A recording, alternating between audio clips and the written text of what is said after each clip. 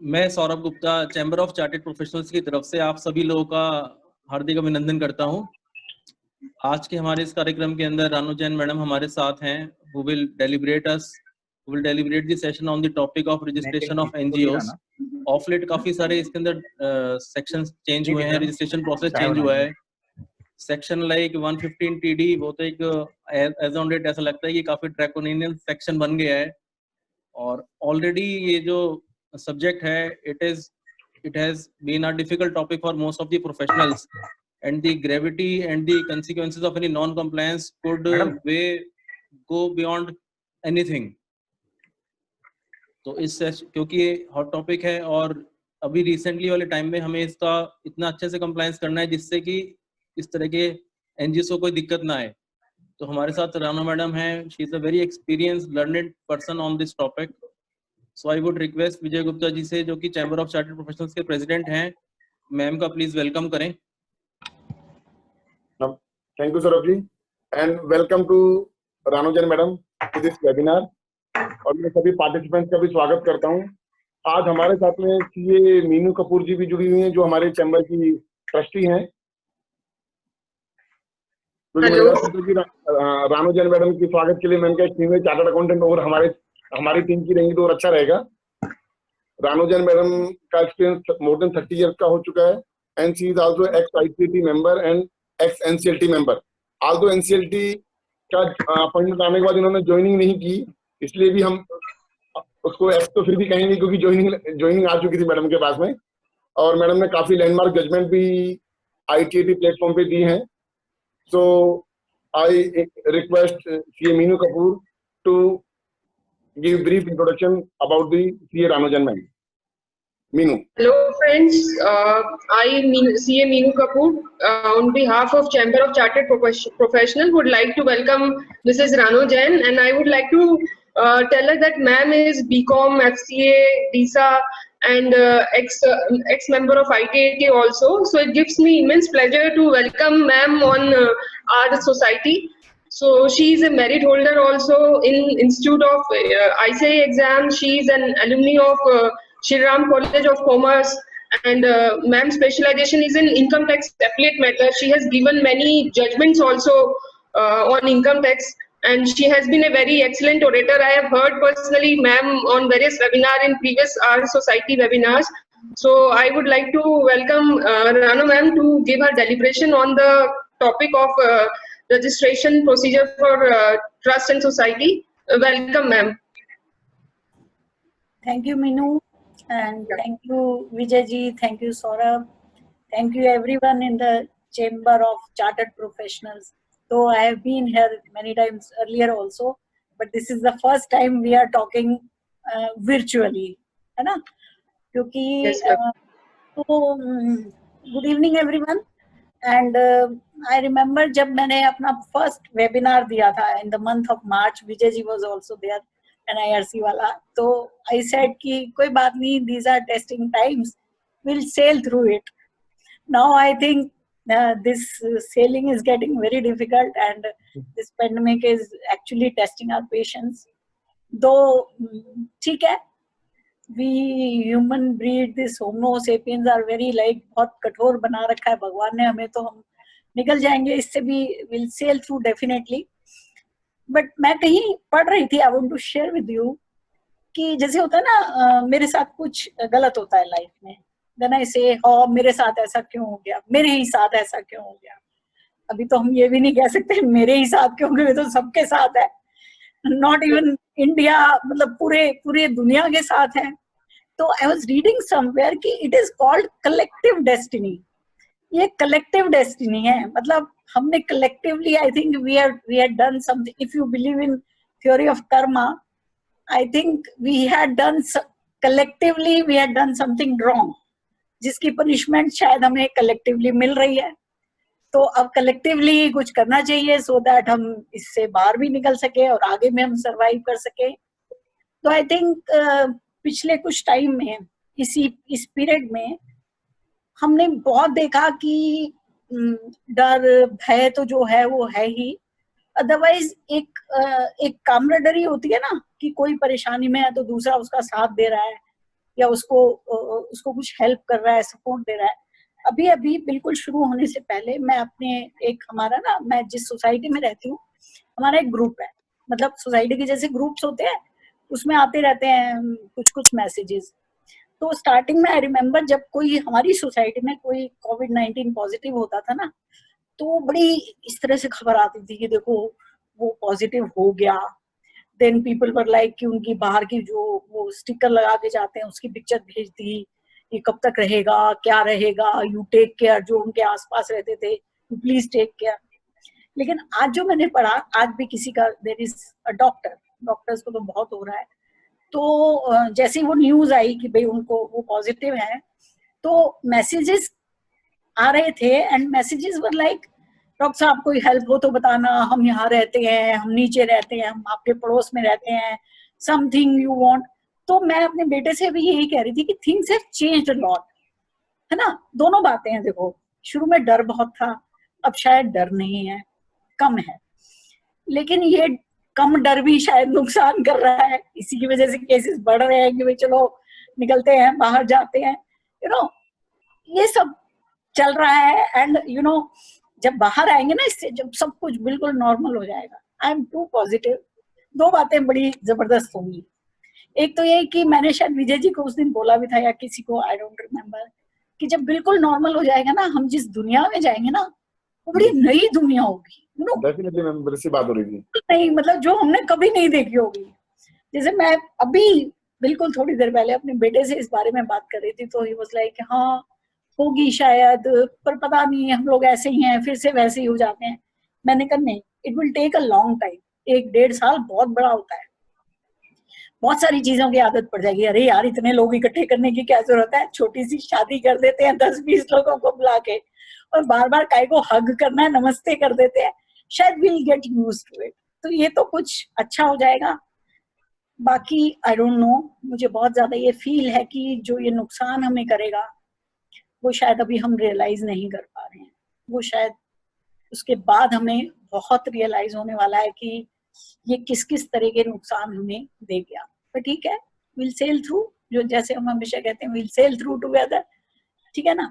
And one more thing, जब जो मुझे टॉपिक दिया गया ना ये चैरिटेबल ट्रस्ट वाला, this is the most apt topic these days, क्योंकि चैरिटी की रेलेवेंस जितनी इन दिनों में समझ आ रही है ना, शायद you know charity has always been कि भाई एक बड़ी अच्छी वर्च्यू है, बच्चों को भी सिखाते हैं कि भाई कुछ भी है तो जो जिसको जरूरत है उसको दो। And every religion talks about charity, हर एक रिलीजन में, कोई सा भी रिलीजन उठा लो, और बहुत सारे यू नो कर्म कांड भी बनाए गए हैं कि ये त्योहार होगा तो गरीबों को देंगे, ये होगा तो लंगर लगाएंगे, ये होगा तो भंडारा करेंगे टाइप्स। तो ये तो हमारे यहाँ हमेशा से ही रहा है, लेकिन इस पीरियड में शायद हमें जितना इसकी इम्पोर्टेंस रियलाइज हुई है, you all will agree with me कि शायद कभी भी नहीं हुई होगी। तो it was always there, charity philanthropy was always there. जो हमारी कम्युनिटी में सीएस एडवोकेट्स, उन्होंने जिस तरह से माइग्रेंट लेबरर्स को खाना खिलाना, ये करना वो करना, सोनू सूद जिस तरह से बसेस भेज रहे हैं, नो गवर्नमेंट भी कर रही है, पीएम केयर ये वो, लेकिन एक इसमें राइडर होता है हमेशा। जब भी कोई अच्छा काम होता है ना, कोई भी अच्छा काम होता है, तो हमारी सरकार या जो भी अथॉरिटीज होती हैं वो उसको कुछ बेनिफिट्स, कुछ रिलीफ्स, कुछ फैसिलिटीज देना चाहती हैं। हमारे इनकम टैक्स एक्ट में हमेशा से, इवन 1922 एक्ट में बहुत सारी एग्जेम्पशंस चैरिटेबल ट्रस्ट को दी गई थी। लेकिन आपको ये भी मानना पड़ेगा कि जब भी कुछ अच्छा होता है तो उस अच्छे की आड़ में बहुत कुछ गलत भी होता है। नॉन जेन्युइन ट्रस्ट बनने लगे, लोग टैक्स प्लानिंग के नाम पर कुछ करने लगे। अब क्या होता है, सरकारें बड़ी दुविधा में आ जाती हैं कि इनको बेनिफिट तो देना है, लेकिन बेनिफिट सिर्फ जेन्युइन चैरिटी जो कर रहा है उसको देना है, बस जो इनजेन्युइन है जो या बोगस काम कर रहा है गलती से वो ना ले जाए।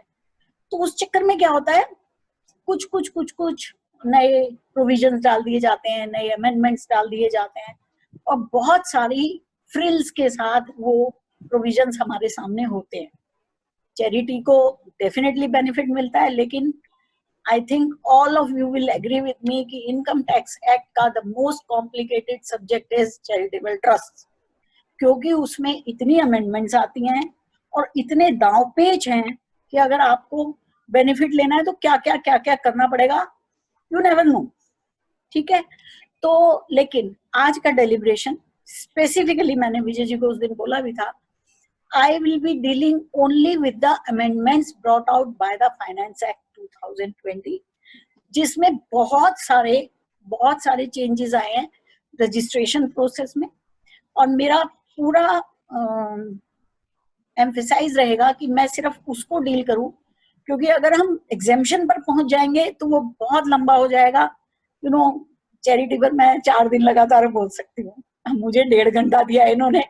ठीक है, तो will be confining ourselves to the registration of trust.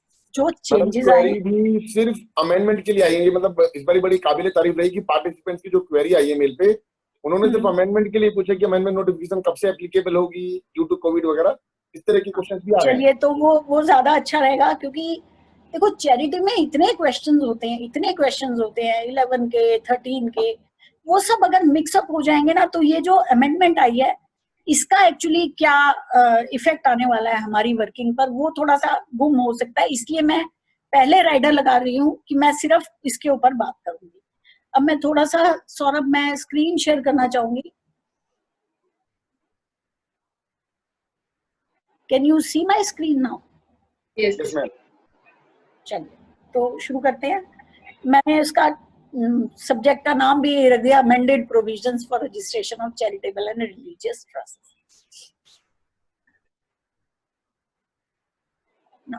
पहले बहुत सिंपल सा स्कीम ऑफ द एक्ट देख लेते हैं कि एक्ट ने किस तरह से हमें as a trust, charitable trust, जब हम चैरिटी करते हैं तो किस तरह से प्रोविजंस बनाए हैं हमें बेनिफिट देने के लिए। एक सेक्शन 215 है जो डेफिनेशन देता है चैरिटेबल पर्पस की। इसमें बहुत सिंपल एक डेफिनेशन है, रिलीफ ऑफ पुअर है, मेडिकल है, एजुकेशन है। क्योंकि we are a developing country, तो हमारे देश में किसी को पढ़ाना या किसी को दवाई देना या किसी को इलाज करना, वो तो हमेशा ही चैरिटी होता है, चाहे वो किसी रईस आदमी को भी दे होंगे।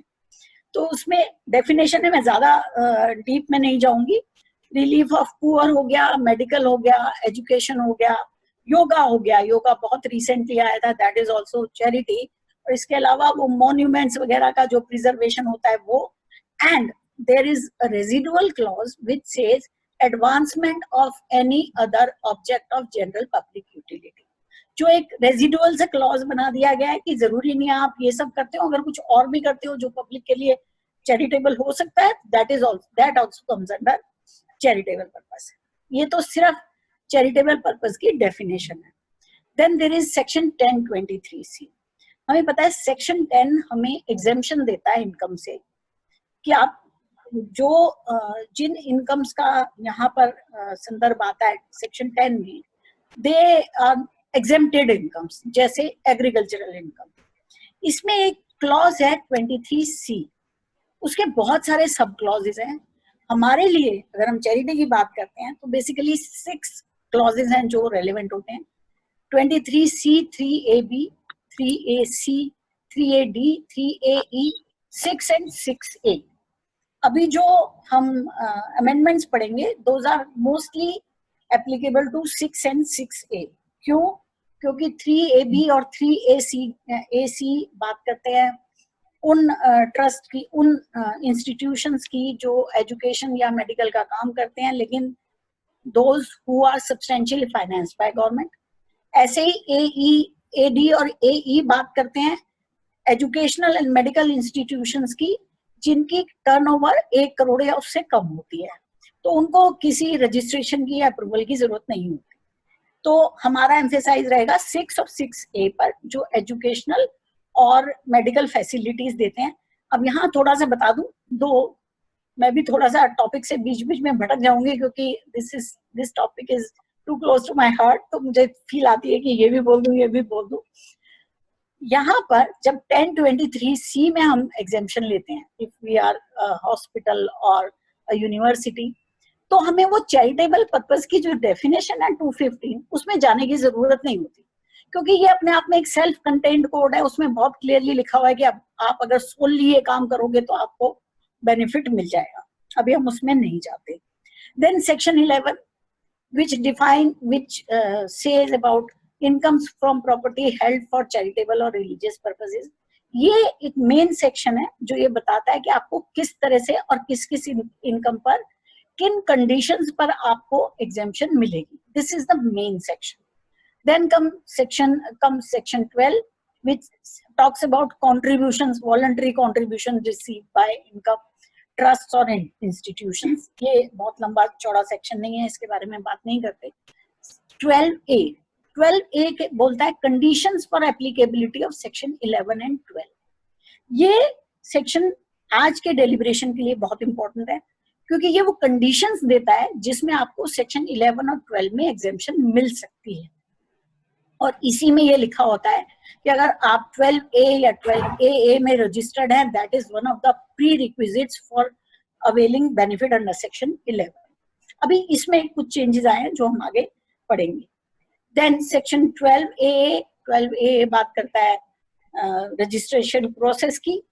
12AB is the new section जो इस बार फाइनेंस एक्ट में इंट्रोड्यूस हुआ है, और उसके इंट्रोडक्शन के साथ साथ 12AA को रिपील कर दिया गया है.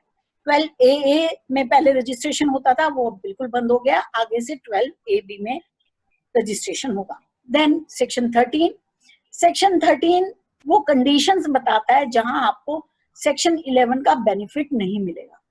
ये थोड़ा लंबा सेक्शन है, लेकिन इसकी भी बात आज हम ज्यादा नहीं करेंगे. मैं आपको एग्जांपल्स दे देती हूँ.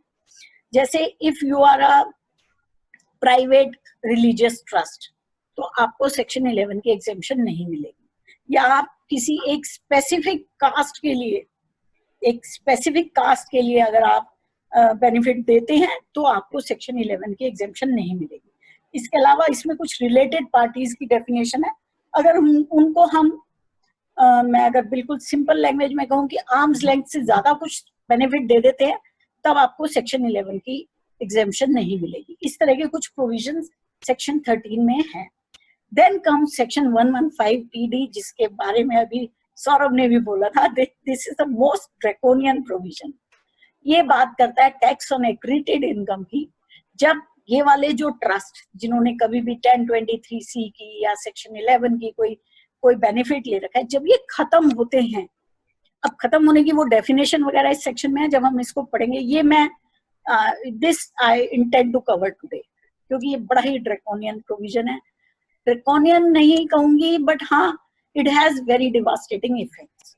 तो ये उसकी बात करता है. तो this is the scheme of the act. इस तरह से आपको चैरिटी को बेनिफिट्स या जो भी फायदे नुकसान है वो देता है. नाउ अब अमेंडमेंट्स की बात करते हैं. जैसे मैंने कहा 12A जो कंडीशंस बताता है सेक्शन 11 की एग्जेम्पशन देने के लिए, आपको क्या क्या कंडीशंस क्वालिफाई करनी पड़ेंगी.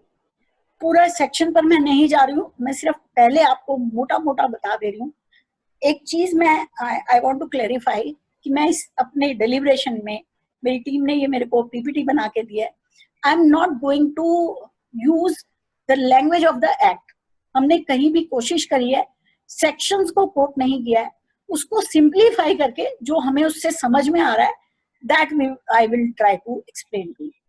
तो सेक्शन 12A में एक सब सेक्शन 1 में एक क्लॉज AC ऐड किया है, which is relevant for understanding how the procedure for registration is going to change by the Finance Act 2020. Then wherever there was a reference to section 12A, अब section 12AB उसकी जगह आ जाता है. ये amendment section 12A में है. जिसको पढ़ने का शौक है वो पूरा सेक्शन 12A पढ़ ले, उसमें आपको समझ आ जाएगा. Then 1023C, as I told you, we'll be focusing mainly on 12A registered trusts and those who are approved under section 1023C. इसमें भी कुछ amendments आई हैं. इसमें भी नया प्रोसीजर बताया गया है रजिस्ट्रेशन के लिए. इनफैक्ट ये अप्रूवल होती है नॉट द रजिस्ट्रेशन, 12A या AB में रजिस्ट्रेशन होती है। इसमें एक फर्स्ट प्रोवाइजो ऐड किया है which talks about the time limit for making application to obtain approval. क्या क्या टाइम होना चाहिए। सेकंड प्रोवाइजो कहता है time limit to pass order granting और rejecting the approval. 8th and 9th proviso period बताता है from which approval shall be granted. This is just a framework, हम इसको आगे डिस्कस करेंगे। देन एक एक्सप्लेनेशन ऐड करी गई है third proviso to section 1023C में, इसको भी हम आगे डिस्कस करेंगे। अब एप्लीकेबिलिटी ऑफ द अमेंडमेंट की बात होती है। फाइनेंस बिल में और फाइनेंस एक्ट में भी in fact these amendments were applicable with effect from 1st June 2020। लेकिन जून में तो हमारे यहाँ कुछ नजारा ही अलग था, मतलब इतने टाइम हम लोग लॉकडाउन में रहे, सारे ऑफिसेज बंद थे, सब कुछ था। तो CBDT ने 8 मई को एक प्रेस रिलीज निकालकर इसकी इम्प्लीमेंटेशन को डेफर कर दिया from 1st June to 1st अक्टूबर। इसमें जब हम उस प्रेस रिलीज को पढ़ते हैं, वैसे तो at the very first instance मेरा रिएक्शन ये आ रहा था कि 1st जून को 1st अक्टूबर करने के लिए there has to be some amendment under the act. लेकिन जो प्रेस रिलीज आई थी उसमें इन्होंने लिखा था कि they intend to amend the act, but as of now हम ये मान सकते हैं कि 1st अक्टूबर से सेक्शन 12AB या जो भी नए अमेंडमेंट्स आएंगे वो एप्लीकेबल होंगे, उससे पहले नहीं होंगे। इसके इम्प्लीकेशंस बहुत सारे आएंगे, वो हम आगे पढ़ेंगे।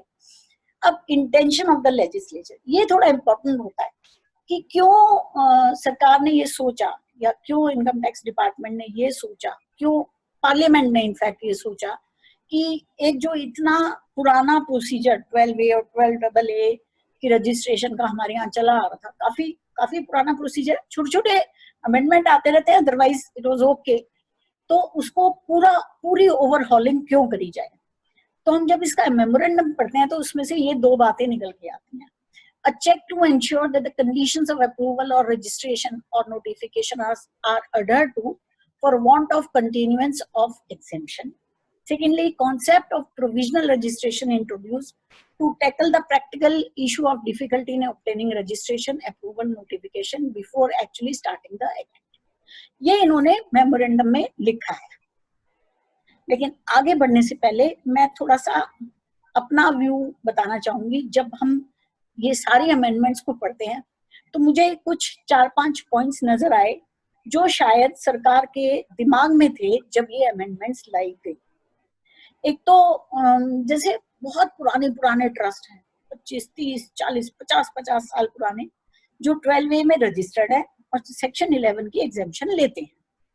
तो शायद सरकार के दिमाग में ये आया, क्योंकि अब सारी चीजें ऑनलाइन हो रही हैं, सब कुछ फेसलेस हो रहा है, असेसमेंट भी हो रहे हैं, कल को अपील्स भी होंगी, तो और अब इस पैंडेमिक में तो बहुत रियलाइज हुआ ना कि सब कुछ सिस्टम पर हो रहा है। तो मे बी शायद सरकार का ये मन हुआ कि एक पुराने ट्रस्ट भी दोबारा से रजिस्टर करे जाएं और नए ट्रस्ट भी एक नए सेक्शन में रजिस्टर करे जाएं ऑनलाइन।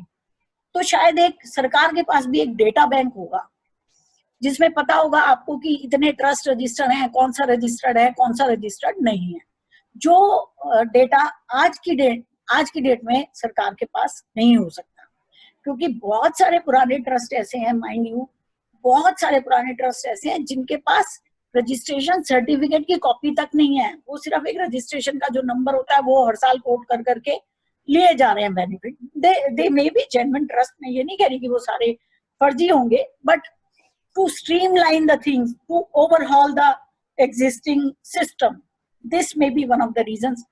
अब आगे जब हम अमेंडमेंट्स पढ़ेंगे ना तो क्लैरिटी आएगी कि मैं ऐसा क्यों कह रही हूँ।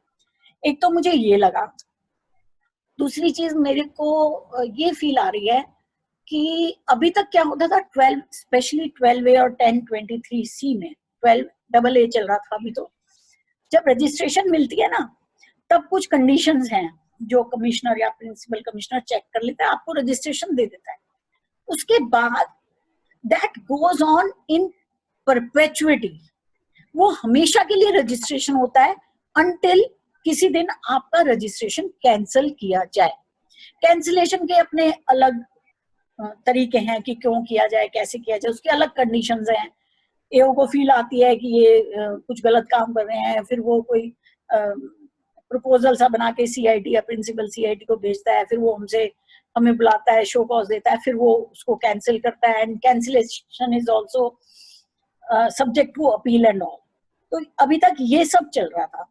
तो maybe to have a better control कि भाई देखो एक बार देंगे इसका मतलब ये नहीं है कि सारी जिंदगी के लिए आपने ले लिया, अब आगे से सिर्फ 5 साल के लिए देंगे और हर 5 साल के बाद आप उसको रिन्यू करो। एंड क्वाइट फेयर, मेरे को इसमें कोई इतनी गलत बात नहीं लग रही, क्योंकि हर 5 साल बाद जब आप उसको री रजिस्टर कराएंगे, रिन्यू करवाएंगे, तो डेफिनेटली गवर्नमेंट के पास, डिपार्टमेंट के पास एक आपका चिट्ठा होगा कि आप क्या कर रहे हो।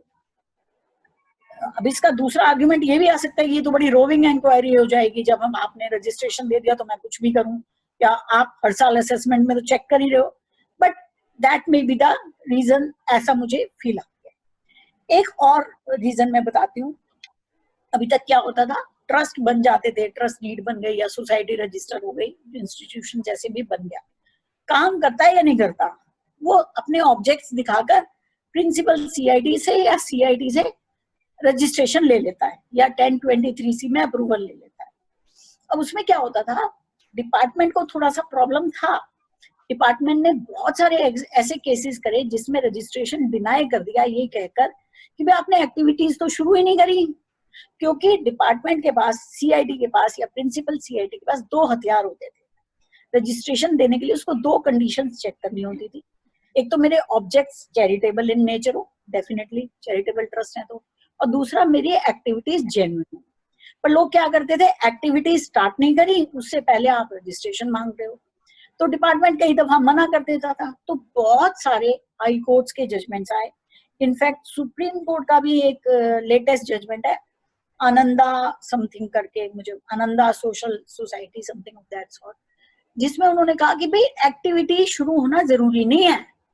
तो डिपार्टमेंट ये पूछता है कि एक्टिविटी शुरू नहीं हुई तो मैं एक्टिविटी की जेन्युइननेस कैसे चेक करूं, तो बोले कोई बात नहीं, वो तो फिर एओ चेक करेगा हर साल में, आप इनके ऑब्जेक्ट्स देख लो, अगर चैरिटेबल इन नेचर हैं तो इनको दे दो। तो अभी कुछ जो अमेंडमेंट आई हैं उसमें उन्होंने इस चीज को सुधार दिया है। अब बिना एक्टिविटी के आपको रजिस्ट्रेशन नहीं मिलेगा, आपको एक्टिविटी से पहले जो रजिस्ट्रेशन मिलेगा वो प्रोविजनल रजिस्ट्रेशन मिलेगा, नॉट एन एब्सोल्यूट रजिस्ट्रेशन। तो ये भी मुझे एक वजह नजर आती है कि सरकार को लगा होगा ये सारी चीजें यार ठीक करो, बहुत गड़बड़ चल रहा है। बहुत ही वेलकम मूव है मैम ये तो, मतलब बड़ी इनिशियल स्टार्टअप्स के लिए बहुत दिक्कत आती थी कि जब तक 3 साल नहीं होंगे तब तक नहीं मिल पाएगा, अब मिल जाएगा तो ये तो बहुत ही अच्छा रहेगा। हाँ डेफिनेटली, देखो हर एक अमेंडमेंट की ना प्रोस एंड कॉन्स होती हैं। मैं सिर्फ आपको अभी सरकार की सोच बता रही हूँ, शायद पार्लियामेंट ने ऐसा सोचा होगा कि भाई देखो ये सब बहुत हो रहा है, इसको ऐसे खत्म करो। क्योंकि किसी भी इस तरह की जो काम हो रहे होते हैं, जब उनको जुडिशियल अप्रूवल मिल जाती है, हाई कोर्ट सुप्रीम कोर्ट कहते हैं कि नहीं, and they were also right कि भाई देखो आप पहले रजिस्ट्रेशन दोगे, एटीजी का रजिस्ट्रेशन ये लेगा, फिर ये लोगों को बताएगा कि आपकी डोनेशन टैक्स फ्री होगी, तभी तो इनके पास डोनेशन आएगी तभी तो ये काम करेंगे। That was the logic. लेकिन अब इन्होंने उसको थोड़ा सा स्ट्रीमलाइन करने की कोशिश करी कि पहले प्रोविजनल देंगे 3 साल का, एक्टिविटी स्टार्ट हो जाती हैं तो 3 साल वाले को आप कन्वर्ट करा लो एब्सोल्यूट में 5 साल के लिए। वो हम 3 साल के लिए मिलेगा प्रोविजनल या 3 महीने के लिए मिलेगा? 3 साल के लिए मिलेगा। वो आगे हम पढ़ने वाले हैं विजय जी, वही तो पढ़ना है। ये तो मैं ऐसे ही भाषण देने लगी क्योंकि मुझे कुछ फील आ रही थी। हमें इसलिए पूछा था, हमने अपने इस चैम्बर ऑफ चार्टर्ड प्रोफेशनल्स का भी ATG 12A अभी रिसेंटली अप्लाई किया है। अप्लाई कर रखा है ना? हाँ अभी जस्ट अभी अप्लाई किया हमने। और एक हमने all India institute of value foundation जो इंसॉल्वेंसी एंड बैंक्रप्सी बोर्ड से रजिस्टर्ड करवाई अभी 11 जून को RVO, तो उसको भी हमने अप्लाई तो कर ही दिया है। अब प्रोविजनल मिलेगा सबको 3 साल का, एकदम से एब्सोल्यूट 5 साल का किसी को भी नहीं मिलेगा, वो प्रोसीजर बना दिया है। ठीक है, कोई बात नहीं, वो रिन्यू हो जाएगा, मतलब एब्सोल्यूट में कन्वर्ट हो जाएगा। क्योंकि हमारे में तो मिनिस्ट्री के द्वारा अप्रूवल, अदरवाइज मिनिस्ट्री कैंसिल कर देगी हमारा तो। अच्छा। एक चीज और मुझे याद आ रही थी जब मैं अमेंडमेंट्स पढ़ रही थी, कई बार क्या होता था, एक एग्जांपल देती हूँ आपको, जैसे ये स्कूल्स वगैरह जब काम करते हैं ना, एजुकेशन पर से इज चैरिटी। आप एजुकेशन कर रहे हो, कितनी भी फीस ले रहे हो, अमीरों को पढ़ा रहे हो, रईसों को पढ़ा रहे हो, जो भी पढ़ा रहे हो, एजुकेशन पर से इज चैरिटी। तो उसमें ये 12A में रजिस्टर हो जाते थे या 1023C की अप्रूवल ले ली। अब बहुत सारे ऐसे केसेस आए, जैसे बड़े स्कूल का नाम नहीं लूंगी, बड़े स्कूल्स हैं, कोई बहुत बढ़िया अंग्रेजी स्कूल है, RTE एक्ट सब में लगता है, राइट टू एजुकेशन, जिसमें आपको इकोनॉमिकली वीकर सेक्शन सोसाइटी के कुछ बच्चों को सम परसेंटेज आपको एडमिशन देना होता है। बहुत सारे स्कूल हैं जो नहीं दे रहे होते, तो डिपार्टमेंट ने कई बार ये कहा कि भाई देखो, आप क्योंकि RTE फॉलो नहीं कर रहे जो आपके ऊपर एप्लीकेबल है, तो हम आपको रजिस्ट्रेशन नहीं देंगे। डिपार्टमेंट ने कई दफा इस बेसिस पे रजिस्ट्रेशन कैंसिल भी करे कि क्योंकि आप उसको फॉलो नहीं कर रहे हो, लेकिन उसमें फिर वही हुआ। बहुत सारे ITAT के, हाई कोर्ट के, मैं आगे बताऊंगी, जजमेंट्स आए जिसमें हाई कोर्ट ने कहा none of your concern, income tax नहीं देखेगा किसी दूसरे एक्ट को फॉलो कर रहे हैं या नहीं कर रहे, आपके यहाँ जो एक्ट में जो लिखे हैं प्रोविजंस, जो कंडीशंस, आप सिर्फ उनको चेक करो, बाकी छोड़ दो। तो वो सब भी निकले जा रहे थे, वो बात अलग है। देखो, वहां पर भी दूसरे मैकेनिज्म थे इन चीजों को फिक्स करने के, पर चलो, तो शायद पार्लियामेंट को ये फील आए कि भाई ये भी कुछ गलत हो रहा है, तो इस तरह के कुछ प्रोविजंस भी आए, ये सब हम आगे पढ़ेंगे। और एक लास्ट और बताना चाहूंगी, थोड़ी ज्यादा भाषण हो गया यहाँ पे, लेकिन मैं बताना चाहूंगी, एक क्या हो रहा था, जैसे 1023C में अप्रूवल होती है, एक 12A में रजिस्ट्रेशन होती है, तो बहुत सारे ट्रस्ट इंस्टीट्यूशंस ऐसे थे जो क्या करते थे कि 12A का रजिस्ट्रेशन तो लेके रख लिया, वो हमेशा के लिए होता है, ऐसे टोल्ड, पहले तो कोई 3 साल 5 साल की कहानी थी नहीं, ऐसे ही 1023C का भी ले लिया, मतलब दोनों लेकर रख लिए, और जिस साल में जो फायदा लगा वो एग्जेम्पशन ले ली।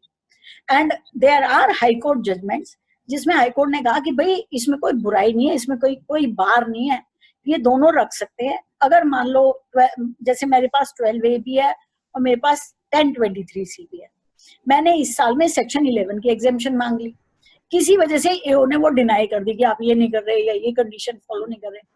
तो जब मैं हाई कोर्ट जाती हूँ या मैं ITAT जाती हूँ, तो मैं कहती हूँ कि साहब ऐसा है, अगर ये नहीं मानते हो ना आप, तो इससे कह दो 1023C चेक कर ले, मेरे पास उसकी अप्रूवल है, वो दे दो मुझे। तो अक्सर हाई कोर्ट्स ने, ITAT ने ये कहकर केसेस वापस भेजे हैं कि एओ चेक कर ले, ये एलिजिबल है 1023C के लिए, बाकी जो भी रिक्वायरमेंट्स है, कंडीशंस है, वो आप चेक कर लो और इनको दे दो रिलीफ। तो उसमें शायद सरकार को कुछ दिक्कत लगी होगी कि भाई ये तो दो का फायदा उठा रहे हैं, जबकि मेरा तो उल्टा आर्ग्यूमेंट आता है कि मैंने 2 रजिस्ट्रेशन ही तो ले रखे थे, एक रजिस्ट्रेशन एक अप्रूवल, मैं एक बार में एग्जेम्पशन तो एक ही ले सकती हूँ, ऐसा तो कोई रूल नहीं है कि दोनों ले सकती हूँ, बट उसके लिए बड़े लंबे चौड़े कुछ आगे हम पढ़ेंगे जो अमेंडमेंट्स आए हैं।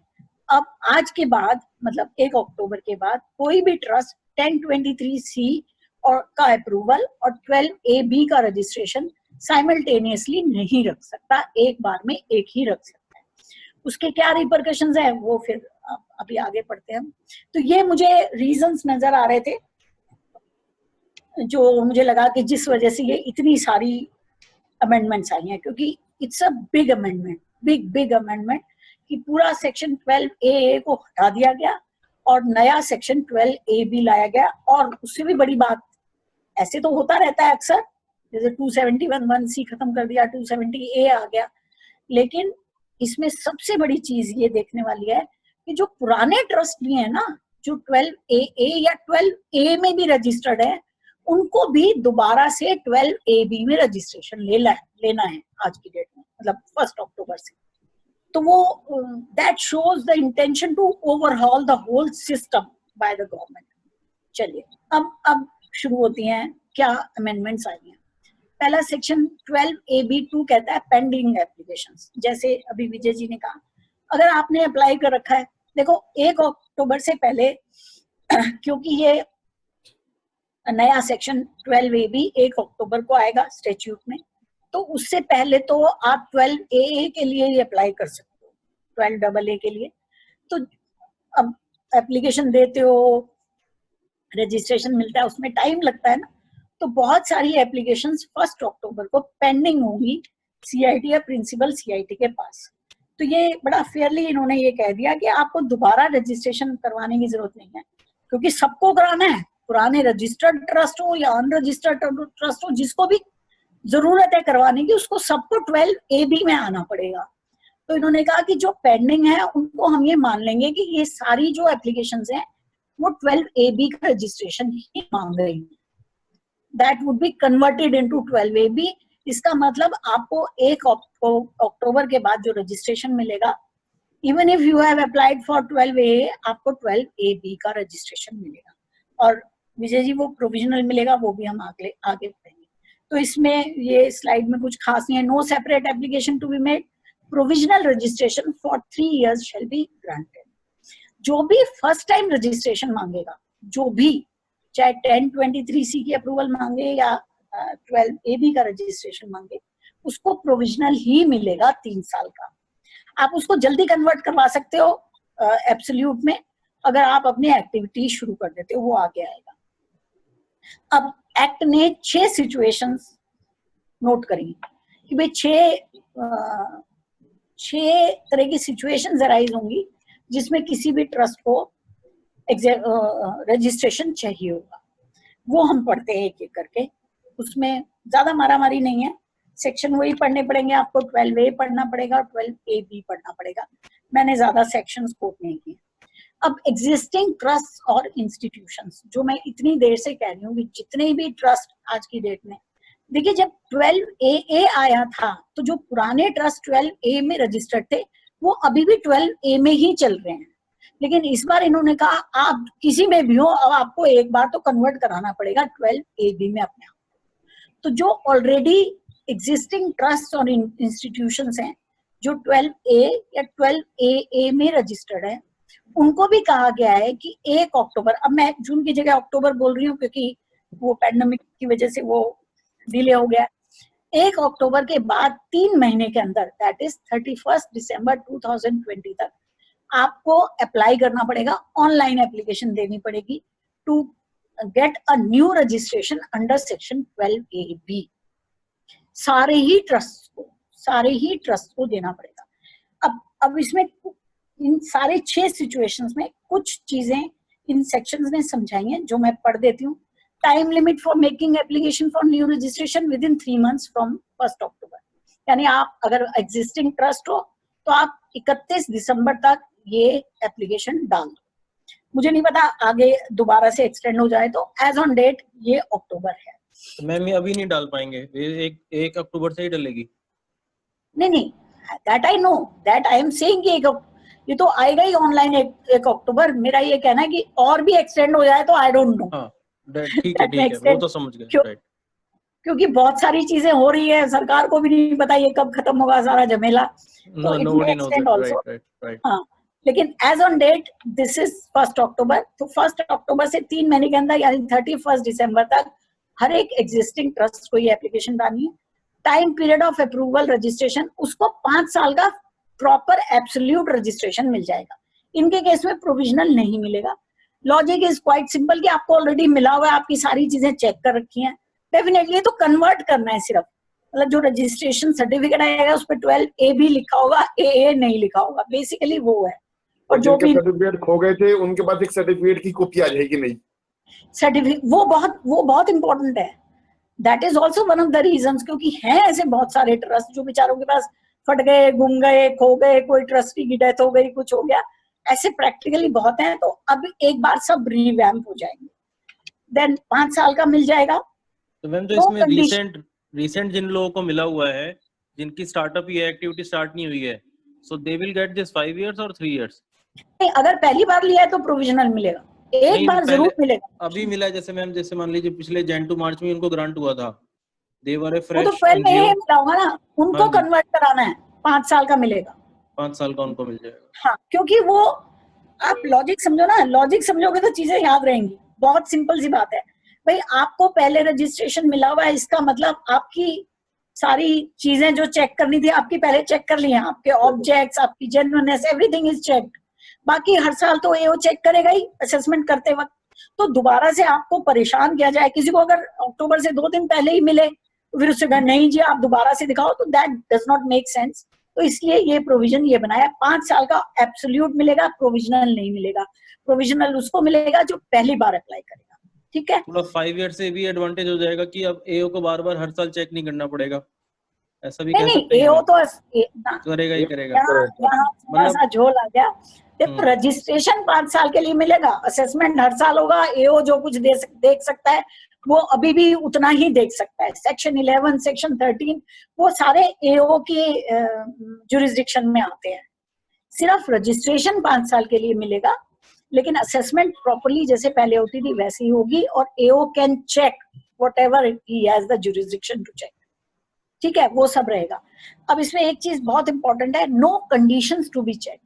अब आपसे ना ज्यादा कागज वागज नहीं मांगेंगे ये, वैसे तो अभी नोटिफाई होंगे फॉर्म्स वगैरह तब ज्यादा क्लैरिटी आएगी, क्योंकि आप ऑलरेडी रजिस्टर्ड हैं तो फिर से कागज मांगने का तो कोई सेंस नहीं है कि अपनी ट्रस्ट डीड लाओ, अपने ऑब्जेक्ट्स को क्लैरिफाई करो और आपकी एक्टिविटी बताओ, बैलेंस शीट लाओ, ये लाओ वो लाओ।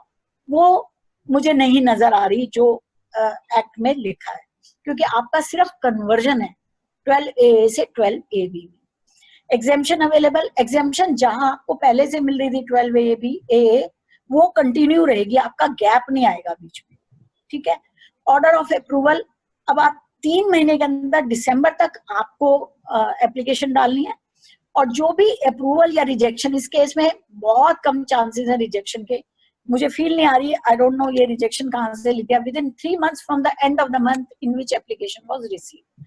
अगर आपने अक्टूबर में एप्लीकेशन डाल दी तो नवंबर, दिसंबर, जनवरी एंड तक आपके पास वो 12AB वाला रजिस्ट्रेशन आ जाएगा। नवंबर में डाल दी तो फरवरी तक आ जाएगा, और दिसंबर में डाल दी तो मार्च तक आ जाएगा। ये 3 महीने का पीरियड। अब ये और मैं एक लॉजिक बता देती हूँ सो दैट आपको याद रहेगा, याद करने में इजी रहेगा कि क्यों 3 महीने का पीरियड दिया है। क्योंकि ये तो एक विंडो दी है अक्टूबर टू दिसंबर पूरे ऑल ओवर इंडिया सारे पुराने ट्रस्ट को, तो बहुत सारी एप्लीकेशंस जाएंगी, डिपार्टमेंट के पास ढेर लग जाएगा, इसलिए डिपार्टमेंट को 3 महीने का टाइम दिया, जबकि डिपार्टमेंट को ज्यादा कुछ करना नहीं है इसमें, क्योंकि आप ऑलरेडी रजिस्टर्ड हो। आई थिंक ये सिचुएशन मैंने समझा दिया। मैम एक क्वेश्चन था यहाँ पर, एज यू सेड कि there are very low chances of rejections, तो इट्स अ वेरी मतलब इम्पोर्टेंट से जो आपने बताया, तो इसमें रिजेक्शन के कारण वैसे क्या हो सकते हैं मैम?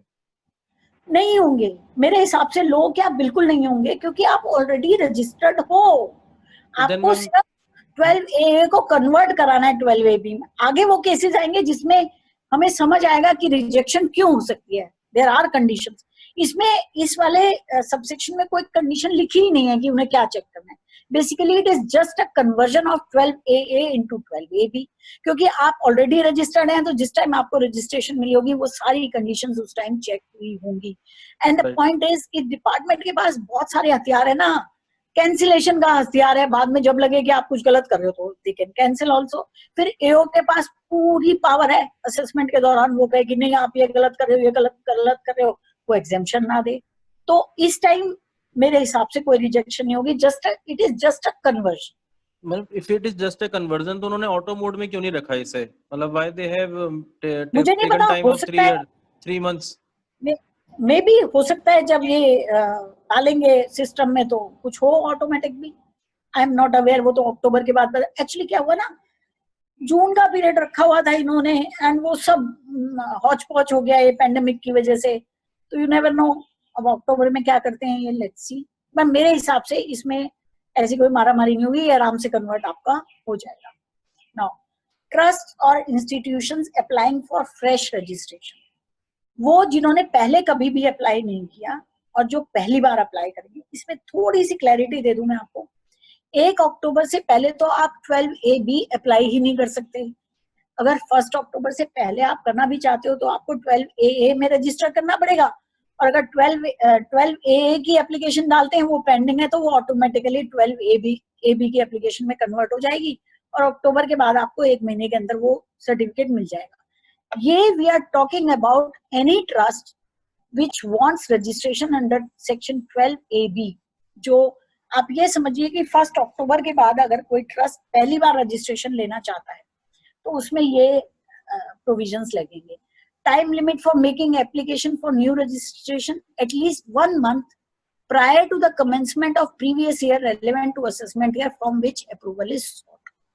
यहाँ मुझे एक हल्का सा लेक्यूना नजर आ रहा है, तो आई एम नॉट वेरी श्योर कि, क्योंकि अभी तक कोई क्लैरिफिकेशन तो नहीं आया, लेकिन शायद सरकार को टाइम भी नहीं मिला क्लैरिफिकेशन वगैरह के लिए।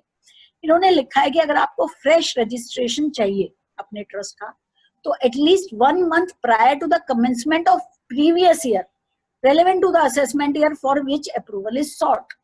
मतलब जिस साल से आप शुरू करना चाहते हो अपनी अप्रूवल, उससे 1 महीना पहले आपको ये एप्लीकेशन डालनी पड़ेगी। सपोज मेरे को कोई डोनेशन मिलती है दिसंबर 2020 में, that will be financial year 2021, और इस सबसेक्शन के हिसाब से मुझे फरवरी 20 में 28 फरवरी 2020 तक ये एप्लीकेशन डाल देनी पड़ेगी।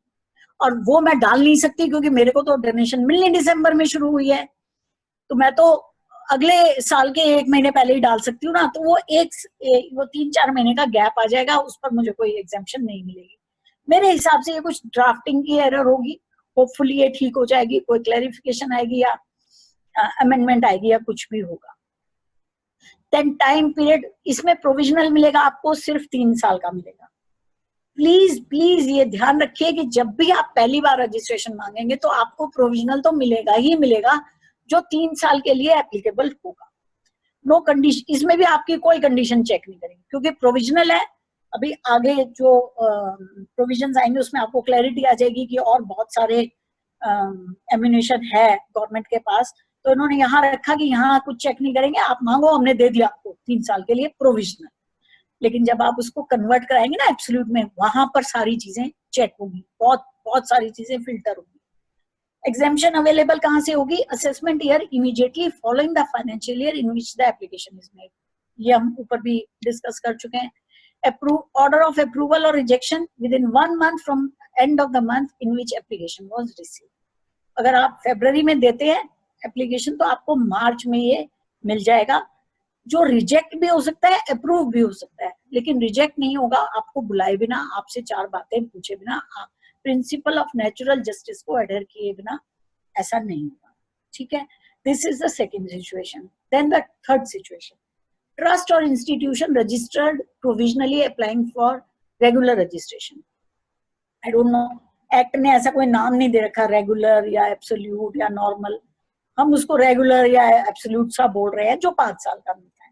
अब देखो, आपको 3 साल का मिल गया, मैं ट्रांजिशनल पीरियड की बात नहीं कर रही। 12A भी जब आ गया, उसके बाद कोई नया रजिस्टर ट्रस्ट बना, उसने प्रोविजनली लिया, पहले तो उसको 3 साल का प्रोविजनली मिलेगा। अब उसको रेगुलर में या एब्सोल्यूट में कन्वर्ट कैसे कराएगा, वो ये सबसेक्शन बताता है। टाइम लिमिट फॉर मेकिंग है, अब आपको एक एप्लीकेशन देनी पड़ेगी कि भाई मेरा इसको रेगुलर कर दो, जो प्रोविजनल था। At least 6 months from the expiry, 6 months prior to the expiry of period of provisional approval. जब आपके वो 3 साल का प्रोविजनल पीरियड खत्म हो रहा है ना, उसके 3 महीने, एटलीस्ट 3 महीने पहले, या और with in 6 months from the after the commencement of activities which ever is earlier. अब यहाँ जो मैं अभी आपको बता रही थी कि बहुत सारे ट्रस्ट हैं जो रजिस्ट्रेशन ले लेते हैं लेकिन उनकी एक्टिविटीज स्टार्ट नहीं हुई।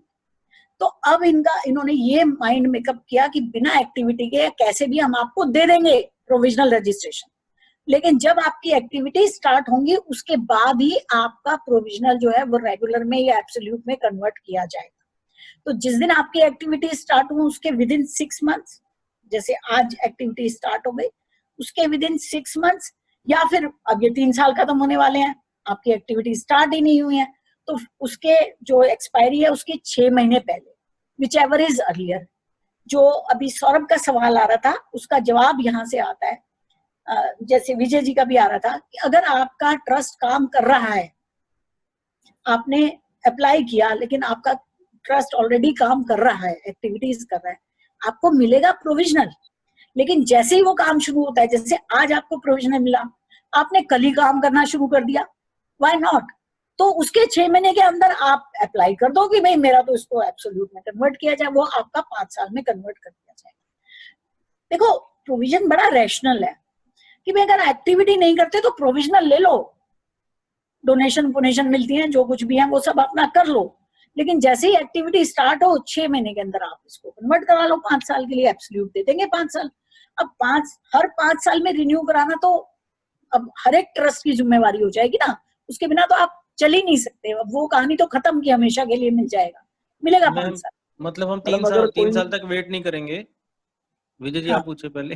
हाँ मैडम, किसी ने एप्लीकेशन लगा रखी है और एप्लीकेशन मान लीजिए नए रीजन में पहुंच चुकी और वो एक्टिविटी भी कर रहा है, और एप्लीकेशन भी फर्स्ट टाइम लगी है। मैं बताती हूँ, जो आपका सवाल है वो मुझे ऐसे समझ में आ रहा है कि मतलब 1 अक्टूबर से पहले आपने 12 AA में लगा रखी थी। यस। ठीक है, तो आपको लेकिन रजिस्ट्रेशन मिलेगा 1 अक्टूबर के बाद, तो वो ऑटोमेटिकली कन्वर्ट होगी पहली बात तो 12A भी। तो और क्योंकि पहला रजिस्ट्रेशन है तो आपको प्रोविजनल मिलेगा, डेफिनेटली प्रोविजनल मिलेगा। और आपकी एक्टिविटी शुरू हो चुकी है, लेकिन इन्होंने बहुत लंबी विंडो दी है 6 महीने की। एक्टिविटीज जब आपकी शुरू हुई है तो 6 महीने खत्म होने से पहले आप चाहे 2 दिन बाद अप्लाई कर दो कि भाई मेरी तो एक्टिविटी शुरू हो गई, मेरा इसको 5 साल में कन्वर्ट करो, है ना। That make sense. अभी ये 6 महीने वाली कहानी अभी कहीं और भी जाएगी, आगे मैं बताती हूँ आपको। एक क्वेरी थी मैम यहाँ पे कि 3 साल वाला जो है, हम can we wait for 3 years, या जैसे हमारी एक्टिविटी शुरू हो जाए तो 6 महीने में फिर कराना ही है? फिर कराना पड़ेगा ना, क्योंकि बहुत क्लियरली बोल रहा है कि व्हिचएवर इज अर्लियर। अगर एक्टिविटी पहले शुरू हो गई तो कराना पड़ेगा। ओके, फिर वो 3 साल का मैं एंजॉय नहीं कर सकते वो पीरियड? नहीं, एंजॉय क्या करोगे आप, तो एंजॉय तो जो एब्सोल्यूट मिलेगा उसको करना ना, प्रोविजनल को क्या एंजॉय करोगे? राइट। देखो इन एनी केस प्रोविजनल तो प्रोविजनल ही है ना, उसको कन्वर्ट तो आपको कराना ही है। हाँ जी, तो इट्स बेटर जितनी जल्दी कन्वर्ट हो जाए। आई नो वो एक झमेला है हर 5 साल में रिन्यू कराने का, पर ठीक है, वो तो कराना ही पड़ेगा। वो तो दैट इज द लॉ, वो तो कराना ही पड़ेगा। जो है वो तो करना ही पड़ेगा, है ना, वो तो लॉ है, उसको तो बाईपास आप कर नहीं सकते। हाँ, आज की डेट में बड़ा आराम था, एक बार मिल गया तो मिल गया, उसके बाद तो सिर्फ एओ से ही जूझना है। बहुत बड़ा एडवांटेज था। हाँ, वो खत्म हो गया। डेफिनेटली थोड़ी मुश्किलें आ गई हैं। टाइम पीरियड ऑफ अप्रूवल या रजिस्ट्रेशन फॉर 5 years, वो हम बता चुके हैं। अब यहाँ पर कंडीशंस चेक होंगी। जैसे मैंने कहा था ना कि प्रोविजनल देते वक्त तो कोई कंडीशन चेक नहीं करी, आपने मांगा दे दिया। यहाँ कंडीशंस चेक होंगी, पूरी बकायदा चेकिंग होगी। क्यों? क्योंकि अब तो एब्सोल्यूट देना है, तो आपको आपके ऑब्जेक्ट्स, आपकी एक्टिविटीज, सारी चीजें देखी जाएंगी। ऑब्जेक्ट्स, अब 3 चीजें चेक करेगा: objects, genuineness of activities and compliance of requirements of any other law which is applicable to the trust। पहले क्या था, 12A में और 12AA में जब रजिस्ट्रेशन हम मांगते थे तो CIT को या प्रिंसिपल CIT को सिर्फ 2 कंडीशंस चेक करनी होती थी।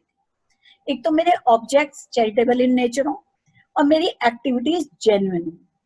फिर मैंने बताया ना, वही कहानी आने लगी थी जो RTE वाला मैंने एग्जांपल दिया था कि बहुत सारे ट्रस्ट हैं जो दूसरे जो लॉज उनके ऊपर एप्लीकेबल होते हैं उनकी कंडीशंस को कंप्लाई नहीं कर रहे होते, but that could not be to reject your application for registration. क्योंकि अक्सर CIT करते थे रिजेक्ट कि आप ये नहीं फॉलो करें, ये नहीं करते, लेकिन वो हाई कोर्ट और ITAT उसको वापस भेज देते थे, कहते थे नहीं ये आप नहीं देख सकते, आप सिर्फ 2 चीजें देखोगे। तो ये जो 3rd कंडीशन है ना, ये वैसे पिछले फाइनेंस एक्ट में आ गई थी, 2019 ऑनवर्ड्स ये आ गई थी, तो ये अभी भी मेंटेन है। अब आपको रजिस्ट्रेशन देते वक्त, खास करके जब प्रोविजनल को आप एब्सोल्यूट में कन्वर्ट कराओगे, तो 3 चीजें चेक करेगा: आपके ऑब्जेक्ट्स वो चैरिटेबल होने चाहिए, आपकी एक्टिविटीज वो जेन्युइन होनी चाहिए, और आप वो सारी कंडीशंस कंप्लाई कर रहे हो जो दूसरे एक्ट्स आपके ऊपर एप्लीकेबल है। इसमें थोड़ी सी और समझाना चाहूंगी, ये बड़ा जैसे तरह बड़ा ही वाइड सा वर्डिंग आ गई, compliance of requirements of any other law. ये तो बड़ा मुश्किल हो जाएगा, पता नहीं मेरे ऊपर कौन कौन से लॉज लगते हैं और पता नहीं मैं क्या क्या कंप्लाई कर रही हूँ, क्या क्या नहीं कर रही। मैं कैसे उसको समझाऊंगी CIT को, प्रिंसिपल CIT को, या वो कैसे समझेगा? तो मेरा ये मानना है, अभी इसमें क्लैरिटी आएगी जब प्रैक्टिकली होगा काम। देखो, छोटे मोटे आप गलतियां कर दी, जैसे कोई कंपनी है, सेक्शन 8 कंपनीज भी आती हैं इनमें, उनको भी मिलते हैं ये वाले एग्जेम्पशन। तो आप तो कंपनी लॉ वाले लोग हैं, आपको ज्यादा पता होगा। तो सेक्शन 8 कंपनीज है, मान लो उन्हें कोई ROC की फीस नहीं दी या कुछ छोटी मोटी गलतियां रह गई, तो उसके बेसिस पर नहीं होगा। लेकिन जो बड़े लॉज के कंप्लायंस हैं, जैसे मैंने आपको एग्जांपल दिया RTE वाला, मैं सबको वही एग्जांपल देती हूँ, मैं अपने ऑफिस में भी अपने एसोसिएट्स को वही एग्जांपल देती हूँ, क्योंकि उससे बड़ी क्लैरिटी आती है। और उस पर आपको मैं आगे बताऊंगी कुछ बहुत सारे जजमेंट्स भी हैं जो आप पढ़ सकते हैं। तो ये रजिस्ट्रेशन आपको मिल जाएगा। Exemption available assessment year from which registration was granted provisionally, वो वाला पीरियड भी मतलब आपको उसके लिए भी एग्जेम्पशन मिलेगी। वो 3 साल में अगर आपने कोई चैरिटी करी है तो वो एग्जेम्पशन भी आपको अलाउेबल होगी। ऑर्डर ऑफ अप्रूवल और रिजेक्शन, इसमें भी रिजेक्शन हो सकती है क्योंकि ये 3 कंडीशंस उसको सेटिस्फाई करनी है। लेकिन रिजेक्शन आपको बुलाए बिना, आपसे बात करे बिना, आपको principle of natural justice comply किए बिना नहीं होगी। और 6 months from the end of the month in which application was received, जिस महीने आपको एप्लीकेशन दी है कन्वर्जन वाली कि मेरे प्रोविजनल को एब्सोल्यूट में कन्वर्ट कर दो, उसके 6 महीने के अंदर। ये 6 महीने का पीरियड, अब ये भी याद रखने के लिए लॉजिक बड़ा आसान है, क्योंकि उसको बहुत सारी चीजें चेक करनी है, ऑब्जेक्ट्स भी चेक करने हैं मुझे, मेरी एक्टिविटीज भी चेक करनी है। अब यहाँ इट मेक सेंस ना कि आपकी, क्योंकि एक्टिविटीज स्टार्ट करने के बाद होगा ये, तो डेफिनेटली वो he can check your activities. पहले क्या होता था, एक्टिविटीज में कर ही नहीं रही तो वो कहते थे भाई मैं कैसे चेक करूं इसकी जेन्युइननेस। तब कोर्ट्स कहते थे कोई बात नहीं कर रही तो एओ चेक करेगा बाद में, जब भी जो कुछ होगा आप तो ऑब्जेक्ट्स के बेसिस पर दे दो। तो वो वाला जो लेक्यूना था वो यहाँ आके खत्म हो जाता है। मैडम इससे हैरेसमेंट का स्कोप तो नहीं बढ़ेगा? कई बार अनजेन्युइनली कैसे हैरेसमेंट? जैसे एग्जांपल, स्कूल से डायरेक्टर ऑफ एजुकेशन सर्टिफिकेट ले रखा है, स्कूल गया जी आप वहां से चेक कराओ ये स्कूल आपका आज भी वैलिड है क्या, मतलब जबरदस्ती की चीजें मांग सकता है? बिल्कुल रहेगा, ऑनेस्टली बिल्कुल रहेगा। मुझे बिल्कुल दिख रहा है कि ये बहुत बहुत भारी मुसीबतें आने वाली हैं, क्योंकि अब ये डिफाइन नहीं है ना कई चीजें कि कितनी कंप्लायंस उसको मेरी चेक करनी है। नॉन कंप्लायंस तो जैसे मैंने कहा आरओसी की फीस नहीं दी आपने, कुछ किया, आरओसी की 200-400 रुपए की फीस नहीं दी, that is also non compliance, बिल्कुल है ना। तो डाउन द लाइन 2 साल 4 साल 6 साल 10 साल 20 साल में जुडिशियली ये चीजें सेटल होंगी। जो देखो कोई भी जब इस तरह की अमेंडमेंट आती है तो चीजें अनसेटल तो होती ही हैं। Let's see. हाँ आपने सही पकड़ा, मुझे ऐसी फील है कि कुछ ना कुछ इसमें दिक्कतें रहेंगी और ये आगे भी आएगा। पहले और 1023 के अंदर कौन सा बेनिफिशियल रहता है? वो भी आगे आएगा। बेनिफिशियल दोनों है, बस आपको कंपेयर करना पड़ेगा, वो आगे एक हमने कुछ बना रखा है। रिन्यूअल ऑफ रजिस्ट्रेशन, ये 3rd इंस्टेंस है। Renewal of registration of trust और institution registered under section 12AB। अब आप 12AB में रजिस्टर्ड हो गए हो, आपको एब्सोल्यूट रजिस्ट्रेशन मिल गया, लेकिन 5 साल बाद आपको उसको रिन्यू करवाना है, तो उसके लिए भी अलग से प्रोविजन दिए हैं। ये बहुत सिंपल है। Time limit for making application for renewal of existing registration at least 6 months prior to the expiry of period. जो वो 5 साल खत्म होने वाले हैं उसके कम से कम 6 महीने पहले आप उनको अप्लाई कर दो कि साहब ये मेरा री रजिस्टर होगा, रिन्यू होगा। रिन्यूअल हो गया ना, जैसे क्या पहले तो लाइसेंस वाइसेंस भी रिन्यू होते थे, उस तरह से। टाइम पीरियड फॉर अप्रूवल जब मिलेगा तो 5 साल का मिलेगा, हर एक बार ही 3 साल मिलेगा, अगली अब हर बार आपको 5-5 साल के लिए मिलेगा। कंडीशंस टू बी चेक, अब देखो 5 साल बाद दोबारा से वही तीनों कंडीशंस आपकी चेक होंगी, आपके ऑब्जेक्ट्स, आपकी एक्टिविटीज जेन्युइन है या नहीं, और आपके compliance of requirement of any other law. ये जो मैं शुरू से कह रही हूँ ना, ये पर्पस है सरकार का कि हर 5 साल बाद हम आपको चेक करेंगे आप कर क्या रहे हो। ये नहीं कि मैं एक बार दे दिया रजिस्ट्रेशन आप बैठे रहो पूरे जिंदगी भर लेकर बैठ जाओ। हर 5 साल बाद हम चेक करेंगे और उसके पास पावर है, वो चाहे तो 5 साल बाद रिजेक्ट कर दे कि नहीं बनता इनका, इनके ऑब्जेक्ट जेन्युइन नहीं रहे या जो भी। एग्जेम्पशन अवेलेबल तो वो कंटिन्यूटी रहेगी, जहां से पहले मिल रहा था वहीं से रहेगा। Order of approval rejection with in 6 months from the end of the month in which application was received. ये 6 महीने में मिलेगा। ये 6 महीने में इसीलिए मिलेगा क्योंकि उसको सारी चीजें चेक करनी है, इसलिए 6 महीने। Now the 4th instance, trust और इंस्टीट्यूशन अडॉप्टेड और अंडरटेकन मॉडिफिकेशंस। ये पूरा नहीं लिखा, जो हमारे बायलॉज हैं, हमारे जो मेमोरेंडम है या हमारा जो भी ट्रस्ट डीड वगैरह है, उसमें जो क्लॉजेज होते हैं, उसमें अगर हम ऑब्जेक्ट क्लॉज में कोई चेंज करना चाहते हैं पहले ऐसा कोई प्रोविजन नहीं था, ये 12AB में डाला गया, 12AA में नहीं था।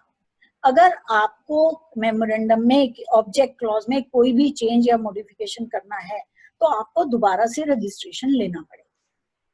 और टाइम लिमिट क्या है? Within 30 days from the date of adoption और मॉडिफिकेशन। जिस दिन आपने मॉडिफिकेशन करी है उसके 30 दिन के अंदर आप एप्लीकेशन डाल दो कि साहब मैंने मॉडिफिकेशन करी है, इसको दोबारा रजिस्टर कर दो। मतलब जस्ट टू, वही वाली बात, just to keep a track कि भाई ये लोग क्या कर रहे हैं, पता चले ऑब्जेक्शन चेंज हो गया, वो ऑब्जेक्ट चेंज हो गया और सरकार को पता ही नहीं है। टाइम पीरियड इसमें भी 5 साल का मिल जाएगा आपको। कंडीशंस टू बी चेक, वही 3 कंडीशंस फिर से चेक होंगी कि ऐसा तो नहीं है कि ऑब्जेक्ट्स चेंज होने से इनके ऑब्जेक्ट्स चैरिटेबल ही नहीं रहते, या इनकी एक्टिविटीज जेन्युइन नहीं रहती, या non compliance of any other law होता है। वो तीनों चीजें वो चेक करेगा। Exemption available, assessment year immediately following the financial, मतलब इसमें कोई गैप नहीं आएगा आपको, वो मिलता रहेगा अगर मिला तो। बाकी उसके पास पावर है, वो चाहे तो दे आपको, चाहे तो वो रिजेक्ट कर दे। और 6 महीने उसको दिया है, इसमें भी वही वाली बात है, क्योंकि तीनों चीजें चेक करनी है इसलिए उसको 6 महीने का टाइम दे दिया गया। This is something new. अब ये बहुत इंपॉर्टेंट है, ट्रस्ट और institution became inoperative due to first proviso to section 11(7). ये एक स्पेसिफिकली सबसेक्शन दिया है जिसमें ये बात करी गई है। सेक्शन 11(7) के फर्स्ट प्रोवाइजो की बात करते हैं तो हम पहले वो पढ़ लेते हैं। ये सेक्शन 11(7) है, इसका ऊपर वाला पार्ट मैं नहीं पढ़ रही हूँ, मैं वैसे बता देती हूँ। ये कह रहा है कि ये सेक्शन 11 है, प्लीज रिमेम्बर सेक्शन 11 जिसमें एग्जेम्पशन मिलती है। इसका जो सब्सटैंटिव पार्ट है वो ये कहता है, मैं पूरा पढ़ नहीं रही हूँ, कि आपको जो सेक्शन 10 की एग्जेम्पशन तो हम सबको मिलती है, सेक्शन 10 में जो कुछ भी आ रहा हो, लेकिन अगर आप सेक्शन 11 की एग्जेम्पशन क्लेम कर रहे हो तो आपकी इनकम कैलकुलेट करने के लिए आपको सेक्शन 10 की एग्जेम्पशन नहीं मिलेगी। सिर्फ 3 क्लॉजेस हैं जिनकी एग्जेम्पशन मिलती है। सेक्शन 10(1) जो एग्रीकल्चरल इनकम को डिफाइन करता है, 10(23)(c) वो जो हम पढ़ रहे थे, और एक 10(46).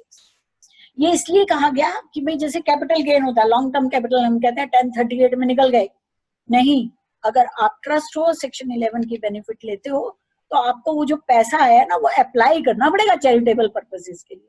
इसका सिंपल सा ये पर्पस था। इसकी कोई रेलेवेंस अभी जो हम डिस्कशन करें उसमें इतनी नहीं है। फर्स्ट प्रोवाइजो की है जो मैं आपको पढ़ के सुनाती हूँ, वो कहता है provided that such registration means 12AA वाला registration shall become inoperative from the date on which the trust or institution is approved under clause 23(c) of section 10 or notified under clause 46 of the said section, as the case may be, or the date on which the proviso has come into force, whichever is earlier. अब ये वो वाली बात कर रहा है कि अगर मैं कोई ट्रस्ट हूँ जिसके पास, मेरे पास दोनों चीजें हैं, मेरे पास 12AA का रजिस्ट्रेशन भी है और मेरे पास 10(23)(c) का अप्रूवल भी है। ये प्रोवाइजो कहता है कि जिस दिन मुझे 10(23)(c) मिला, क्योंकि ये बाद की भी बात कर रहा है इसलिए इसने इतना लंबा खींच दिया उसको, जिस दिन मुझे 10(23)(c) मिला, या जिस दिन ये proviso comes into effect, that is 1 अक्टूबर 2020, इसमें से जो भी लेटर होगा उस दिन आपका सेक्शन 12AA का जो रजिस्ट्रेशन है वो इनऑपरेटिव हो जाएगा। आई think I am making myself clear. जैसे अगर 1 अक्टूबर से पहले मेरे पास दोनों चीजें हैं, 10(23) का अप्रूवल है, 23(c) का, और मेरे पास 12AA का रजिस्ट्रेशन है, ठीक है, तो 10(23)(c) तो मैंने 1 अक्टूबर से पहले ले रखा है, 12AA भी पहले ले रखा है। लेटर पीरियड, लेटर डेट कौन सी हुई? 1 अक्टूबर। तो 1 अक्टूबर का मेरा 12AA ऑटोमेटिकली इनऑपरेटिव हो जाएगा। जो मैंने शुरू में बताया था ना कि अब डिपार्टमेंट का ये मन नहीं है कि आप दोनों चीजें लेकर बैठो, आपको सिर्फ एक लेने दी जाएगी। तो अब अगर 1 अक्टूबर से पहले आपके पास दोनों हैं,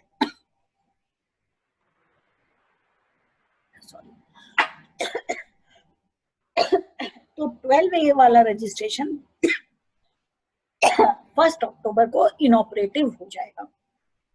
अब ये 2 डेट्स क्यों दी गई है, ये बाद के लिए दी गई है, अभी मैं सिर्फ ट्रांजिशन वाली ही बात करती हूँ। अब मान लीजिए इस प्रोवाइजो की वजह से आपका 12AA इनऑपरेटिव हो गया, लेकिन आपका मन है कि आप 12AA ही लें, सेक्शन 11 की एग्जाम, देखो जब दोनों में से एक ही बेनिफिट लेना है और सरकार ने कह दिया अब आप एक ही रख सकते हो, तो आपको एक डिसीजन तो लेना पड़ेगा ना कि आगे से 1 अक्टूबर के बाद मैं सेक्शन 11 का बेनिफिट लेना चाहूंगी या मैं 1023C का लेना चाहूंगी।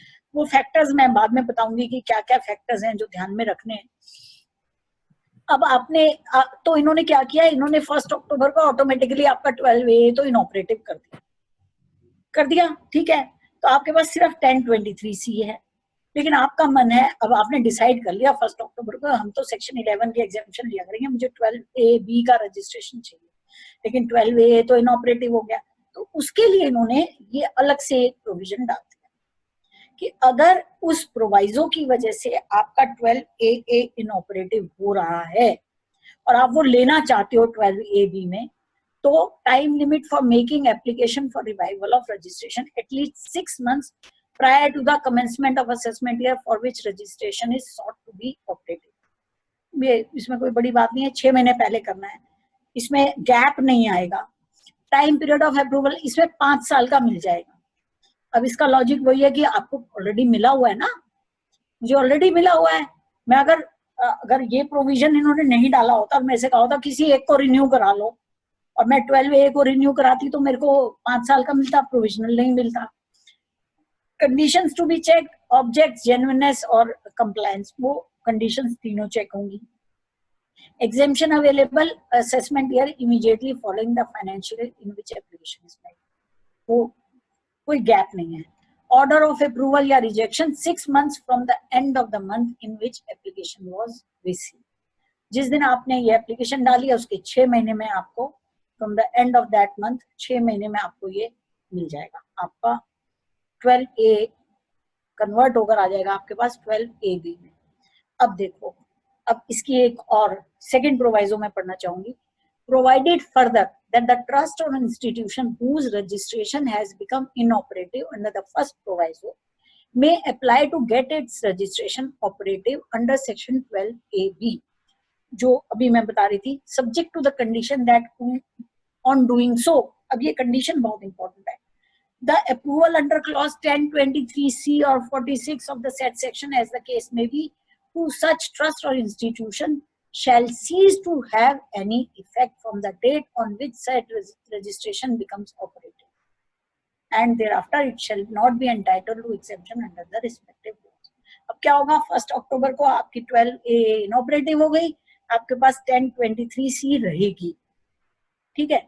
लेकिन आप क्योंकि 12AB लेना चाहते हो तो आप वो अप्लाई करोगे, 6 महीने में आपको मिल जाएगी, from the relevant financial year से मिल जाएगी, कोई दिक्कत नहीं है। लेकिन जिस दिन आपको वो मिलेगी और जहां से वो मिलेगी वहां से आपका जो 1023C था वो इनऑपरेटिव हो जाएगा।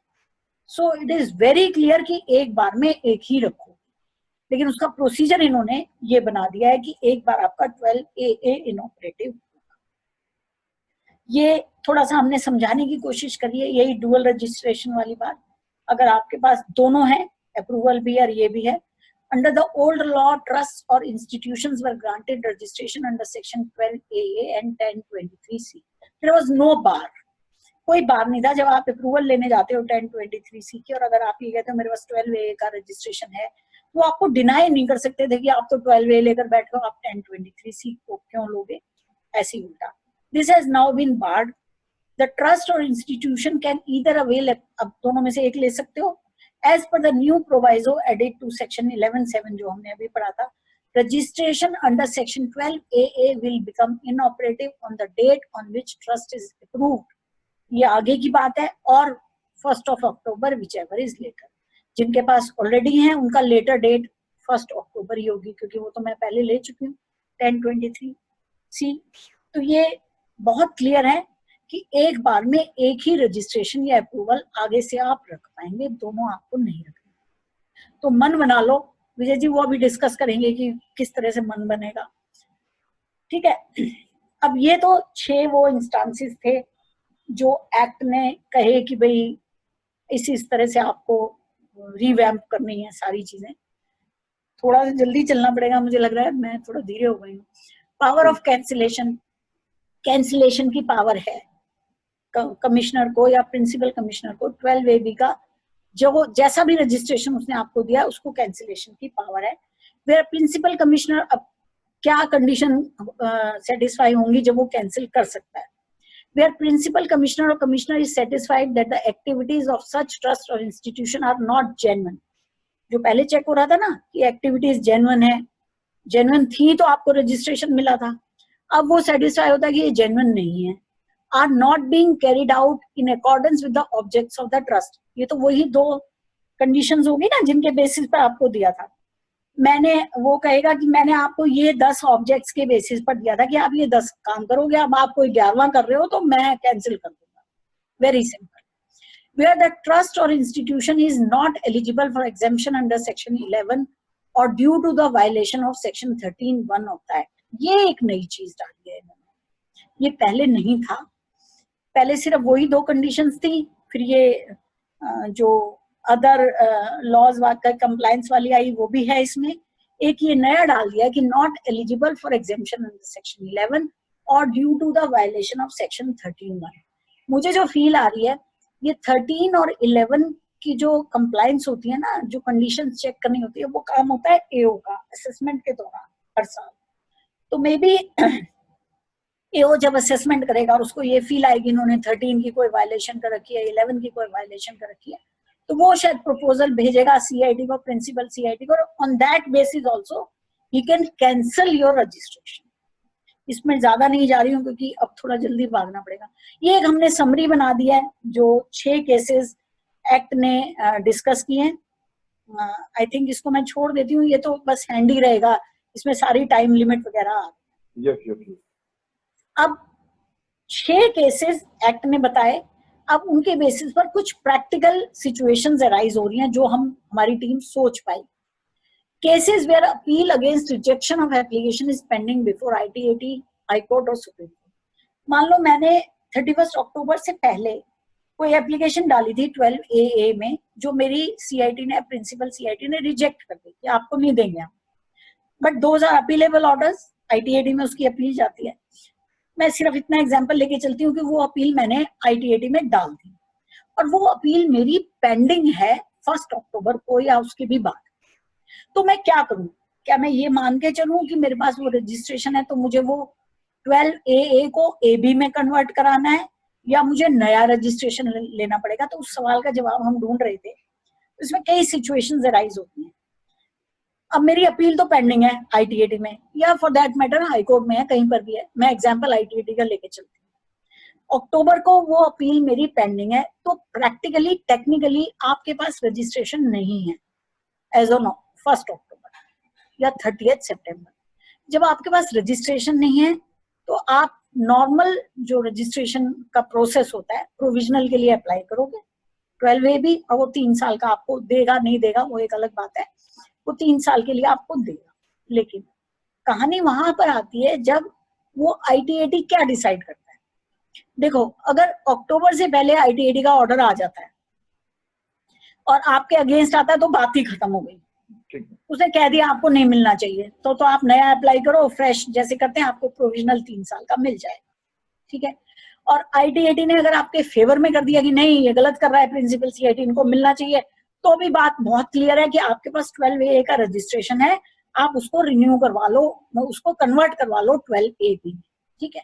परेशानी तब आएगी जब ITAT का ऑर्डर अक्टूबर के बाद आएगा। लेकिन टेक्निकली मैं आपको बता दे रही हूँ कि अगर ITAT का ऑर्डर नहीं आया है तो कैसे भी करके आप अक्टूबर या जब भी आप चाहें नए रजिस्ट्रेशन के लिए अप्लाई कर दें जरूर, क्योंकि वो आपके अगेंस्ट हो सकता है। अब मान लीजिए ITAT का ऑर्डर आपके अगेंस्ट आ गया अक्टूबर के बाद, कोई परेशानी नहीं है। अब अगेंस्ट आ गया मतलब आपको नहीं मिला तो आपको नया ही डालना था इन एनी केस, वो आपने डाल दिया। ठीक है।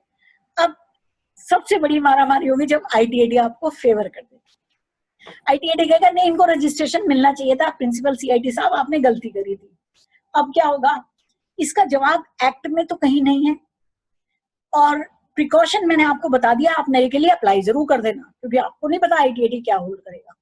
तो मेरा ये मानना है कि या तो ITAT अपने ऑर्डर में कुछ इस तरह की डायरेक्शन देंगे कि भाई इसको वहां से ही कैरी फॉरवर्ड किया जाए 12AB और A, इसका गैप नहीं आना चाहिए, क्योंकि प्रॉब्लम सिर्फ गैप का है। मिल तो आपको दोबारा भी जाएगा जब दोबारा आप मांगेंगे तो, लेकिन वो एक गैप आ जाएगा, इस साल में मांगेंगे तो इस साल का मिलेगा, और जो आपने पहले मांग रखा होगा वो रिवाइव होगा, वहां से मिलेगा, तो वो पिछले साल से या पिछले साल से जब भी अप्लाई किया होगा, तो वो एक गैप आ जाएगा।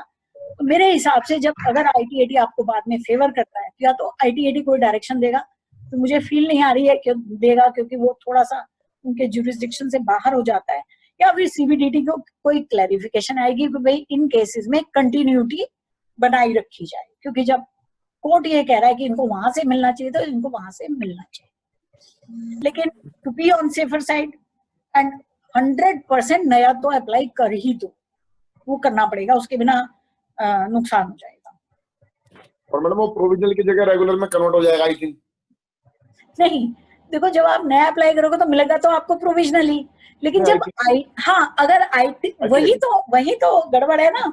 ITAT कहती है वहां से दे दो, वहां से देने का मतलब तो 12A मेरे पास था तो मुझे फिर 5 साल का मिलना चाहिए, तो वो सब कौन करेगा? एक्ट ने वो वाले सिचुएशन को परसीव नहीं करा है, तो वो या तो CBDT करेगी कुछ क्लैरिफिकेशन देके कि भाई अगर ऐसे केसेस हो तो इनको 5 साल के लिए दे दो, प्रोविजनल क्यों देते हो, इनको तो ITAT कह रही है वहां से मिलना चाहिए था, या ITAT कोई डायरेक्शन देगी। ऐसा मतलब ये 2 रास्ते हमें लगे कि इनमें से जो जुडिशरी है, जुडिशरी कभी भी सिस्टम की मोहताज तो होती नहीं है, बोले जो आपके सिस्टम में क्या है that doesn't make any difference, आपको ऐसे करना है, तो जुडिशरी के पास तो आई थिंक ये पावर है। बोले आप बिल्कुल सही कह रहे हैं। अभी आगे एक ऐसा सिचुएशन आएगा कि जुडिशरी में कह के छोड़ दिया और हम करते रहो कैसे करना है। हाँ।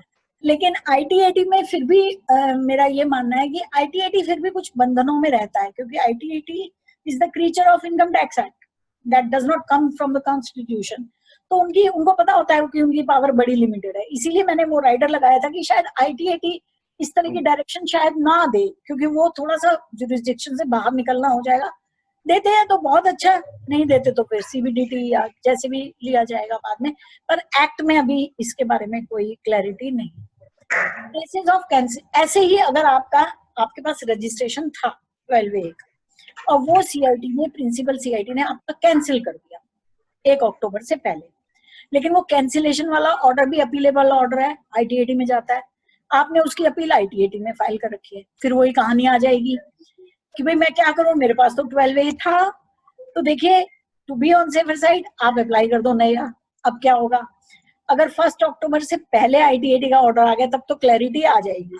अगर वो कहते हैं हाँ भाई इनका तो कैंसिल होना ही चाहिए था, तो बात खत्म, आपका 12A खत्म हो गया, तो आपको नया लेना पड़ेगा।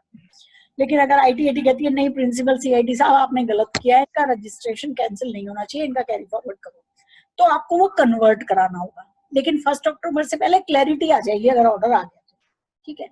अगर 1 अक्टूबर के बाद आता है तो आप क्या करेंगे? टेक्निकली लीगली 1 अक्टूबर को आपके पास कोई रजिस्ट्रेशन नहीं है, क्योंकि जो रजिस्ट्रेशन था वो कैंसिल हो चुका। अनटिल हायर अथॉरिटी किसी ऑर्डर में ये लिख कर देंगी वो रजिस्ट्रेशन कैंसिल गलत हुआ था, तब तक आपके पास रजिस्ट्रेशन नहीं है लीगली, तो आपको नया ही अप्लाई करना पड़ेगा। अब इसमें भी वही कहानी आएगी, मान लीजिए अक्टूबर के बाद ITAT ये ऑर्डर करता है नहीं इनका रजिस्ट्रेशन आपने गलत कैंसिल किया था, इनका कैंसिल नहीं होना चाहिए, तो उसमें भी वही बिल्कुल वही कहानी आएगी कि या तो कोई इंस्ट्रक्शन दी जाएगी, कोई क्लैरिफिकेशन आएगी या डायरेक्शन दी जाएगी।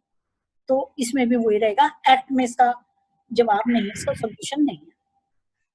Cases where appeal set aside by ITAT, ये थोड़ा सा पिक्यूलियर हो जाता है। ये मेरे को एक्चुअली पर्सनली मेरे सामने कोई केस आया था, कोई बड़े जानने वाले थे, तो वो मेरे पास लेकर आए कागज, बोले मैडम देखो ये हमारा रजिस्ट्रेशन इन्होंने कैंसिल कर दिया, और हम ITAT में गए और ITAT ने 2, 4, 5, 7 कहानियां लिख के वापस भेज दिया कि CIT साहब आप ये चीजें चेक करो, आपने चेक नहीं करी।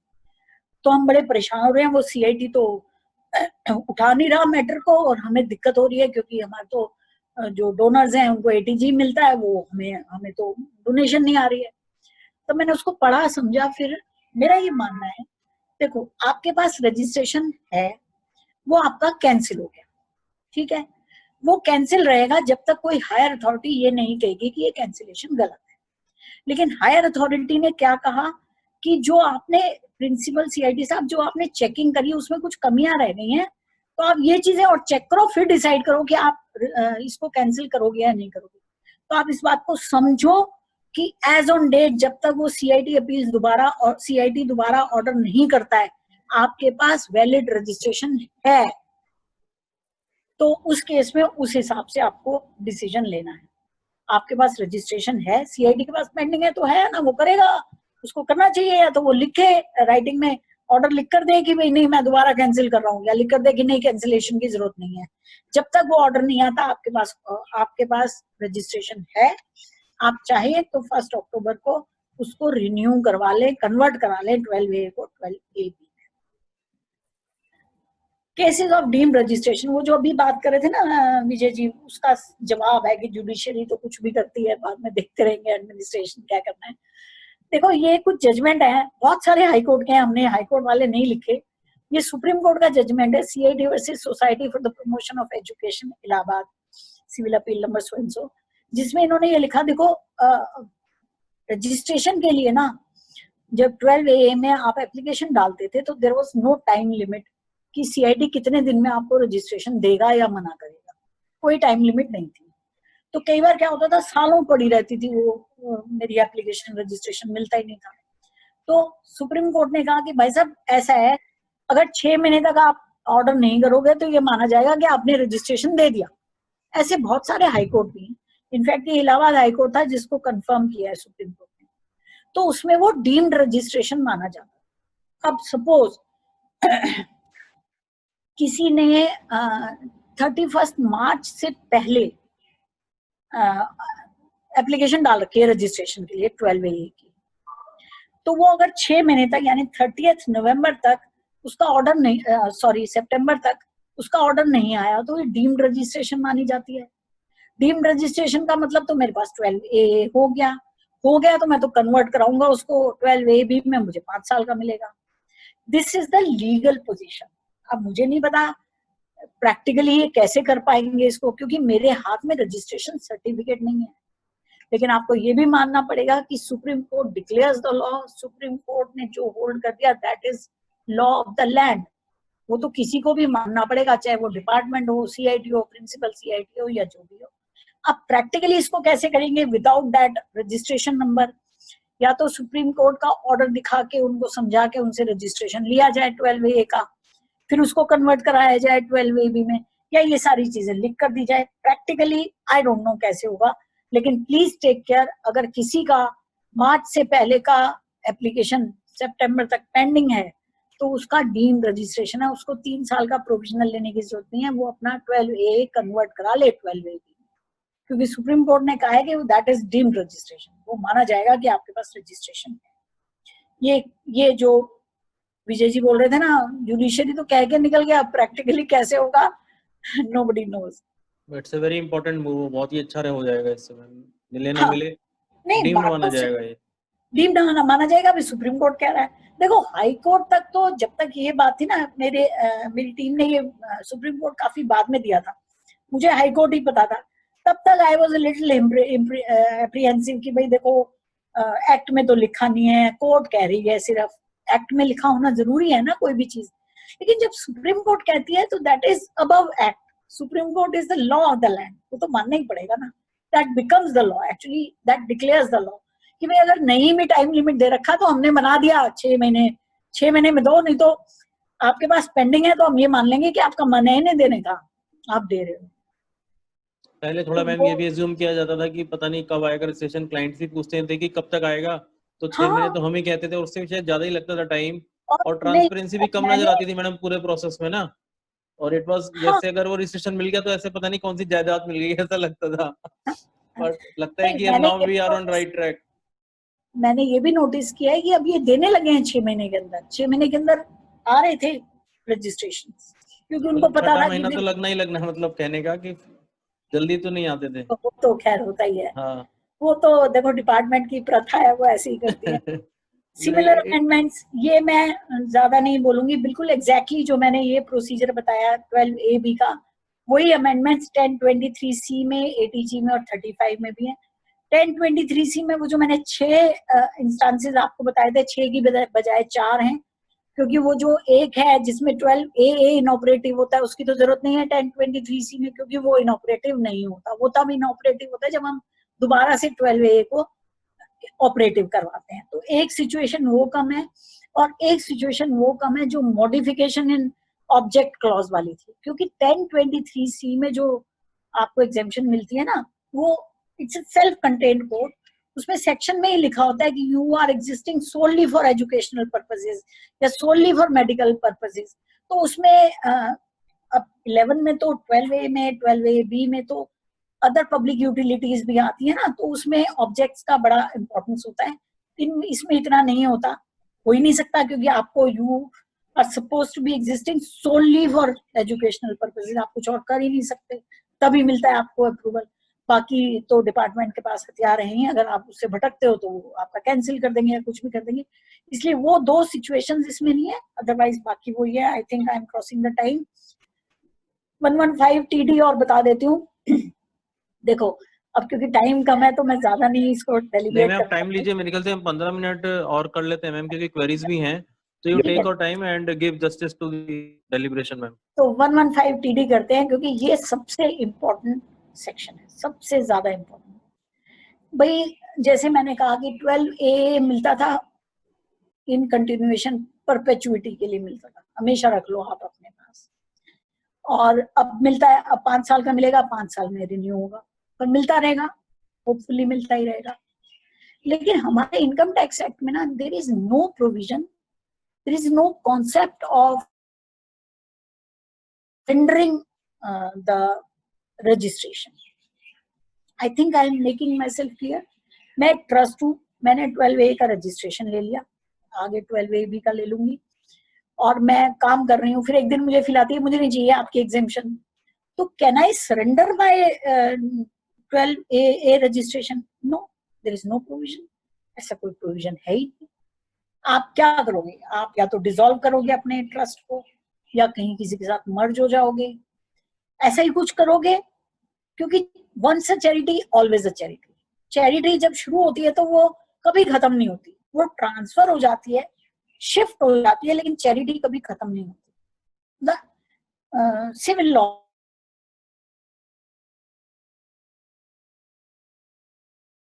तो 115 TD एक सेक्शन बनाया गया जिसमें इन्होंने कहा कि इन केस आप खत्म हो जाते हो, खत्म होने की कुछ इंस्टांसेस वगैरह बड़े अच्छे से इन्होंने एक्सप्लेन कर रखी हैं, तो क्या होगा?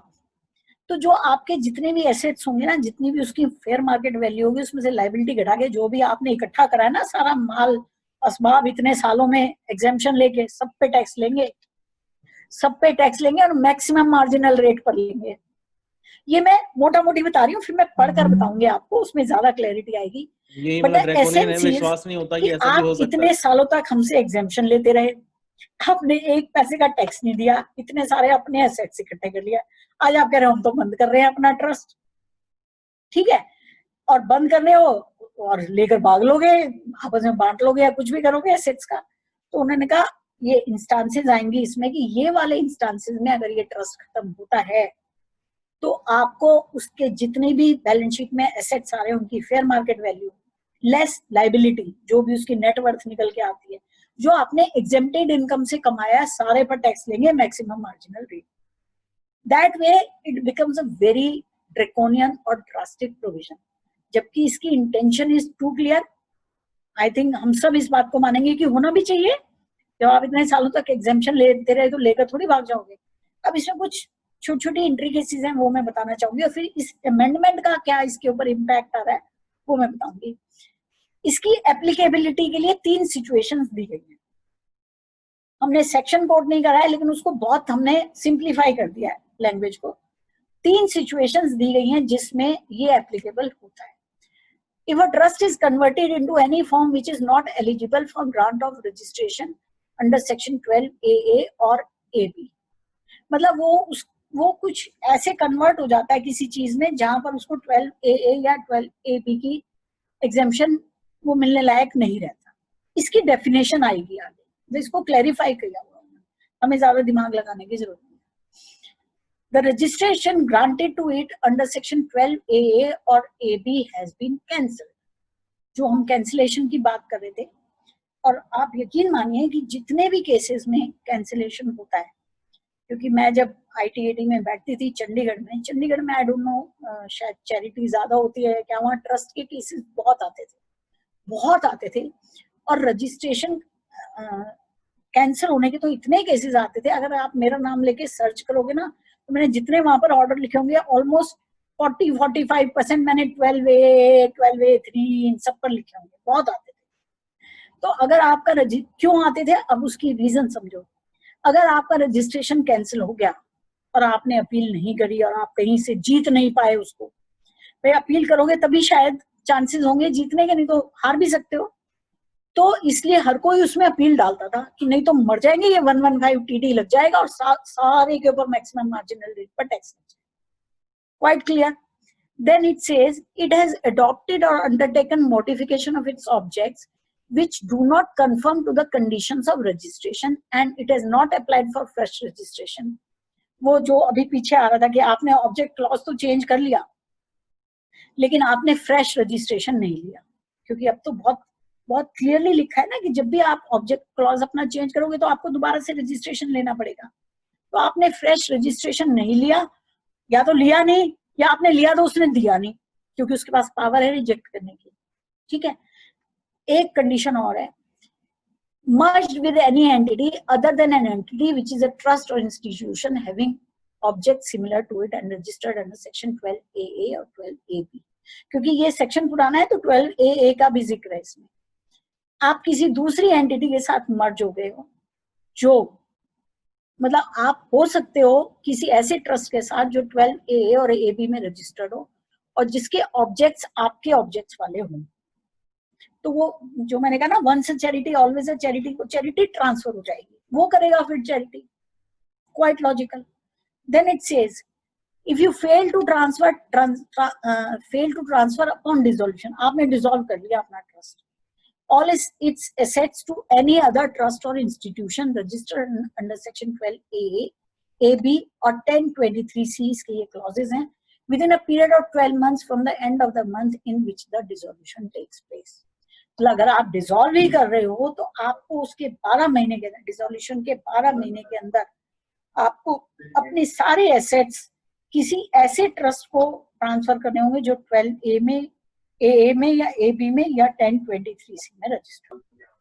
Once a charity always a charity, वो चैरिटी मेरे यहाँ से ट्रांसफर होकर वहां पहुंच जाएगी। ठीक है, तो अगर ये वाली सिचुएशंस में आपने कंप्लायंस नहीं करी तो आपके ऊपर टैक्स लग जाएगा 115 TD में, जो मैंने बताया एक्रीटेड इनकम बोलते हैं इसको, उसमें लिखा है एक्रीटेड इनकम, जो एक्रीट मतलब जो इंक्रीज करी है आपने एग्जेम्प्टेड इनकम से, fair market value of total assets less total liabilities, tax payable at maximum marginal rate on the accreted income. वो फिर कैलकुलेट भी कर दिया इन्होंने, 30% सरचार्ज सेस लगा लू के 35% आपको टैक्स देना पड़ेगा एसेट्स पर, not on income, assets less liability. उसका एक रूल है किस तरह से एसेट्स की वैल्यू लगाई जाएगी। तो ये बहुत ही ड्रैकोनियन प्रोविजन है, इसका बहुत ध्यान रखने वाली बात है और इसका जो पर्पस है दैट इज क्वाइट फेयर। इसमें हम कोई गलती नहीं निकाल सकते कि भाई अब इसमें सारे हमने नहीं लिखे प्रोविजंस। आगे कुछ ऐसे प्रोविजंस है जिसमें उनका कहना है कि जब ये एसेट्स की वैल्यूएशन करेंगे ना तो वो एसेट्स जो आपने टैक्सेबल इनकम से कमाए हैं उनको बाहर कर देंगे। तो उसमें ना बड़ी क्लैरिटी आती है, फेयरनेस आती है कि इनकम टैक्स का ये कहना है, एक्ट का ये कहना है कि भाई जो चीजें, जो एसेट्स आपने एग्जेम्प्टेड इनकम से कमाई हैं उस पर टैक्स लेंगे हम। जैसे इसका मैं एक छोटा सा एग्जांपल देती हूँ। जैसे कोई एक ट्रस्ट है, वो जब बना तो उसने 2 साल तक कोई रजिस्ट्रेशन नहीं कराया, 12A का नहीं कराया, नहीं समझती, अप्रूवल भी नहीं ली। 2 साल के बाद उसने रजिस्ट्रेशन कराया, सेक्शन 11 की एग्जेम्पशन लेनी शुरू कर दी। तो उस पहले वाले 2 साल में जब वो टैक्स दे रहा था ना, उस साल की कमाई से अगर उसने कुछ एसेट्स कमाए हैं, इकट्ठे करे हैं, तो वो यहाँ नहीं आएंगे, उसके ऊपर टैक्स नहीं लेंगे, क्योंकि उनका ये मानना है कि वो तो आपने टैक्सेबल इनकम से खरीदे। तो ये मोटा मोटी ये सेक्शन है। अब इस अमेंडमेंट के बाद इसके क्या इफेक्ट आते हैं? Applicability of section 115 TD after the recent amendments. trust already registered under section 12A or 12A not applying for re-registration under section 12AB. जैसा मैंने कहा कि जितने भी पुराने ट्रस्ट हैं अगर उन्हें एग्जेम्पशन लेनी है तो उनको कन्वर्ट कराना पड़ेगा अपने आप को 12AB। मान लो उन्होंने नहीं कराया तो जब ये अमेंडमेंट आई थी, फाइनेंस बिल आया था, तो एकदम से पढ़ते ही हमें ये फील आई थी कि यार ये तो कराना पड़ेगा 12AB में, कन्वर्ट नहीं कराए तो 115 TD में चले जाएंगे। लेकिन जब हम 115 TD पढ़ते हैं, जैसा मैंने अभी आपको पढ़ा ही दिया, सिर्फ उतने ही प्रोविजंस हैं उसमें, तो वहां तो ऐसा कोई जिक्र ही नहीं है। ऐसा कोई जिक्र नहीं है कि अगर कोई ट्रस्ट 12A में रजिस्टर्ड है वो अपने आप को कन्वर्ट नहीं कराता AB में तो उसके ऊपर 115 TD लगेगा। क्योंकि ये याद रखना कि 1 अक्टूबर के बाद 12A की रजिस्ट्रेशन नहीं मानी जाएगी। आपको 11 की एग्जेम्पशन नहीं मिलेगी unless you are registered under section 12AB। तो क्या होगा, 115 TD तो एप्लीकेबल नहीं होगा, जो मुझे फील आ रही है। हो सकता है मुझे ये भी फील है कि शायद कोई क्लैरिफिकेशन अमेंडमेंट लेटर आ जाए, क्योंकि ये नई अमेंडमेंट्स हैं तो कई बार होता है ड्राफ्टिंग में या भूल चूक हो जाती है, तो हो सकता है आ जाए। वैसे मुझे ऐसी कोई फील नहीं आ रही। No express provision it shall be considered as AOP and taxed at maximum marginal rate. भाई जब आप ट्रस्ट नहीं रहे, मतलब चैरिटी वाले नहीं रहे, 11 की एग्जेम्पशन नहीं ले रहे, तो आप तो AOP हो सिंपली मैक्सिमम मार्जिनल रेट पर। उसके बाद आपके ऊपर टैक्स लगेगा। 56(2)(10) की एप्लीकेबिलिटी बहुत भारी आती है ट्रस्ट के ऊपर जो अनरजिस्टर्ड होता है, तो वो एक इम्प्लीकेशन रहेगी। बेशक 115 TD नहीं लगेगा, लेकिन ये दो प्रोविजंस हैं जो एप्लीकेबल होंगे। अब ऐसी एक दूसरी situation, provisionally registered trust fail to apply for normal registration. आप प्रोविजनली रजिस्टर हुए 3 साल के लिए, लेकिन आपने एब्सोल्यूट के लिए उसको अप्लाई नहीं किया, तो क्या उस केस में 115 TD लगेगा? क्योंकि आपको 3 साल के लिए प्रोविजनल तो मिला ही हुआ था। हो सकता है डोनेशन मिली हो, कुछ आपने अप्लाई किया हो, तो उसमें भी एग्जैक्टली यही सीन आ रहा है। 115 TD में कहीं नहीं लिखा कि ये एप्लीकेबल होगा, लेकिन डेफिनेटली 56(2)(10) के इश्यूज आएंगे और AOP तो हो ही जाएगा मैक्सिमम मार्जिनल रेट पर। ये एक छोटी सी एक्स्ट्रा अमेंडमेंट है जो रजिस्ट्रेशन से रिलेटेड नहीं है, कि मैं वैसे ही पढ़ देती हूँ क्योंकि टाइम थोड़ा ज्यादा हो रहा है, क्वेश्चंस लेना चाह रहे हैं हम। एक explanation is added after 3rd proviso to section 1023C, corpus donation not to form part of the income. ये हमेशा से था सेक्शन 11 में, 11(1)(d) सेक्शन था जो ये कहता है कि जो भी 12A रजिस्टर्ड ट्रस्ट होंगे उनको जब भी कॉर्पस डोनेशन आएगी तो वो उनकी इनकम नहीं मानी जाती। That is not a part of income, वो कैपिटल रिसीट होती है एक तरह से। लेकिन 1023C में ऐसा कोई प्रोविजन नहीं था। अब इस साल क्योंकि ये क्लैरिटी आ गई है कि आप या तो 11 की एग्जेम्पशन लोगे या 1023C की लोगे, दोनों में से कोई एक लोगे, इसलिए एट पार लाने के लिए ना दोनों सेक्शंस को वो वाली अमेंडमेंट इसमें भी डाल, वो प्रोविजन इसमें भी आ गया। अब 1023C में भी अगर कोई कॉर्पस डोनेशन आएगी तो उसकी इनकम नहीं मानी जाएगी।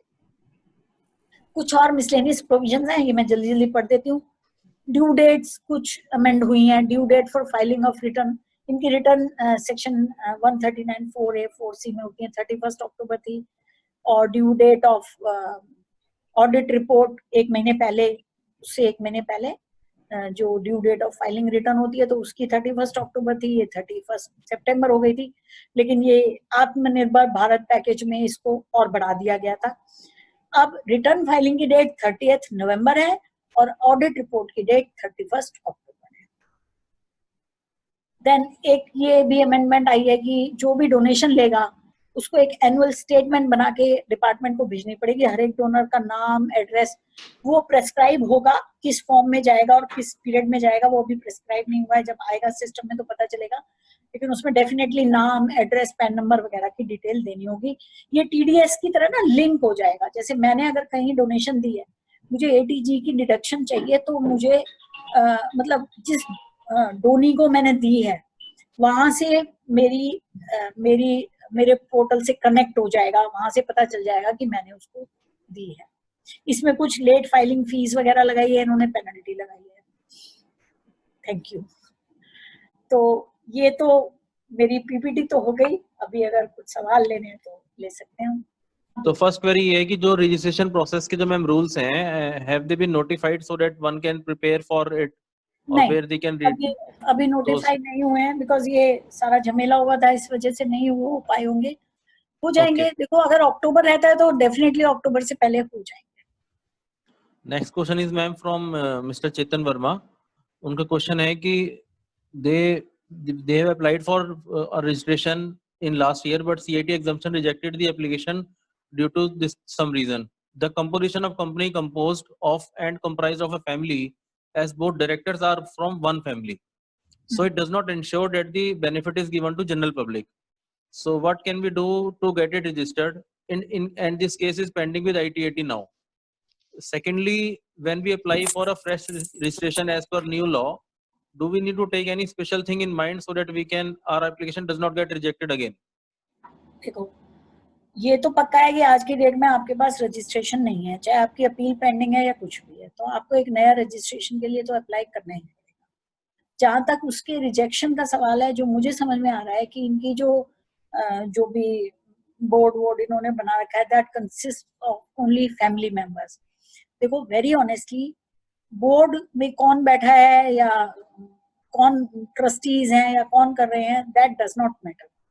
If your objects are charitable, आपको मिलनी चाहिए, लेकिन अब वो आपको या तो मुझे बताना पड़ेगा कि एग्जैक्टली क्या फाइंडिंग थी CIT की रिजेक्ट करते वक्त। क्योंकि अभी आप ये मान के चलो कि आपके पास रजिस्ट्रेशन तो नहीं है, नया अप्लाई करना है, लेकिन आपका कहना ये है कि अब हम क्या प्रिकॉशन रखें।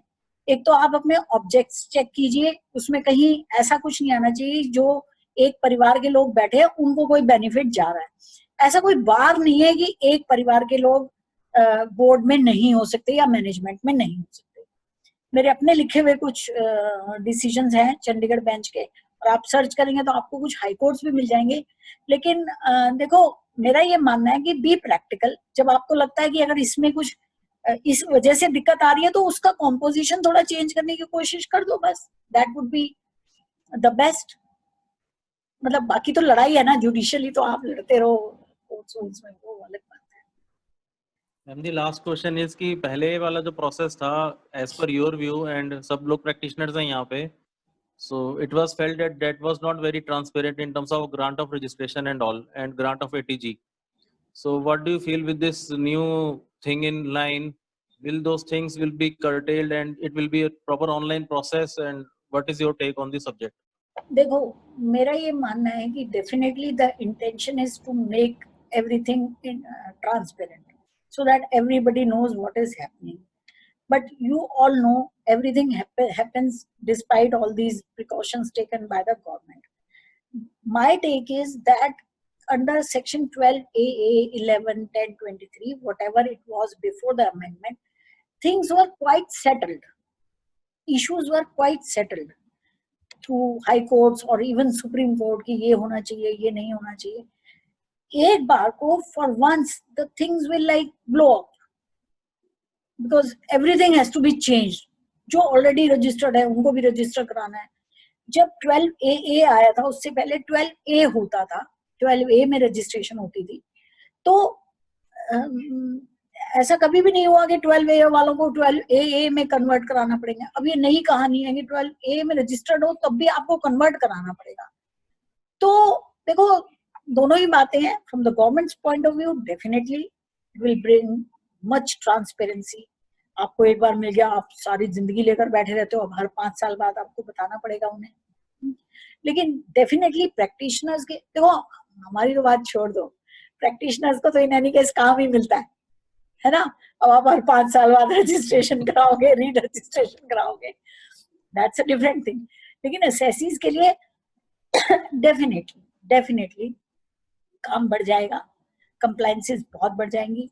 अब मेरा पर्सनली हमेशा से ये मानना रहा है कि जो बिजनेसमैन होता है, ठीक है, चैरिटी कर रहे हैं या जो भी एसएससी होता है, उसको ना कंप्लायंसेस में नहीं घसीटना चाहिए।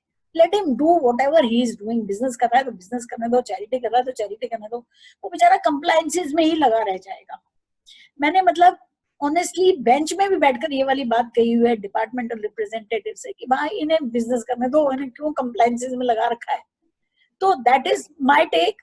और बाकी चीजें जब सेटल होंगी धीरे धीरे, जब प्रैक्टिकली आएगा तब पता चलेगा क्या रहता है. वी आर ओके, प्रैक्टिशनर्स तो ओके, तुम्हारे लिए तो काम ही है, नथिंग. जिस हिसाब से 115 TD है, if the registration got cancelled somehow, so is it the time कि now we start planning कि कोई भी asset create ना करी जाए इन entities के अंदर, खुदा ना खास्ता कल को cancellation हो जाती है, should we start thinking on those lines? नहीं, ऐसा नहीं हो सकता कि आप एसेट ना क्रिएट करें. बहुत मुश्किल है. काम कैसे करोगे, चैरिटी करोगे कैसे, unless you have a building, unless you have a place, unless you have furniture, unless you have apparatus, whatever. तो वो तो प्रैक्टिकल सॉल्यूशन हो ही नहीं सकता कि एसेट क्रिएट ना करें. चैरिटी हो, चैरिटी रहो, जो भी कंप्लायंसेस हैं वो करके रहो, ईमानदारी से करो तो कोई कैंसिलेशन नहीं होता. कैंसिलेशन होता भी है तो ITAT या हाईकोर्ट उसको उल्टा कर देता है. Just be honest to the cause for which you are surviving. बस नहीं, ऐसी प्लानिंग कभी किसी को एडवाइज नहीं कर सकते कि एसेट क्रिएट ना करें. That is very absurd, very very absurd, है ना. क्योंकि 1 साल नहीं करेगा, 6 महीने नहीं करेगा, 2 साल नहीं करेगा, सर्वाइवल पॉसिबल नहीं है उनका उसके बिना.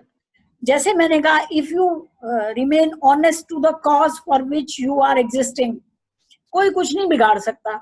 अब ये भी क्या है भाई, देखो थोड़ी सी कंप्लायंस बढ़ गई है डेफिनेटली. बाकी इन्होंने गलत तो कुछ नहीं कहा कि जो भी लॉज आपके ऊपर एप्लीकेबल होते हैं अपार्ट फ्रॉम इनकम टैक्स, आप उसको कंप्लाई करो. अगर आप कंप्लायंस नहीं करते तो देखो हम रजिस्ट्रेशन नहीं देंगे, हम कैंसिल कर देंगे. Nothing wrong in that. School हो तो ऑपरेशनल इशू लगता है कि जैसे मान लो मिस कर गए अप्लाई करना, या वहां पे उस टाइम से ठीक से प्रेजेंटेशन नहीं दे पाए. It looks like operational challenges. लेकिन मेरा ये मानना है कि अगर इस तरह की छोटी मोटी नॉन कंप्लायंसेस होंगी, उस पर नहीं रजिस्ट्रेशन आपका कैंसिल होगा तो वो दैट इज फाइटेबल केस. आप कर लो ITAT में, हाई कोर्ट में, आप बच के निकल जाओगे.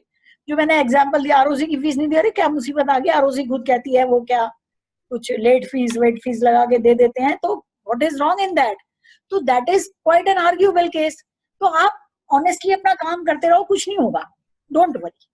मैडम हमारे चैम्बर की बात करें तो हम जिसकी सेमिनार्स कराते हैं, वेबिनार्स कराते हैं या नॉलेज डिसमिनेशन, तो क्या हम 1023C के लिए एलिजिबल हो सकते हैं या हम नहीं हो सकते ना?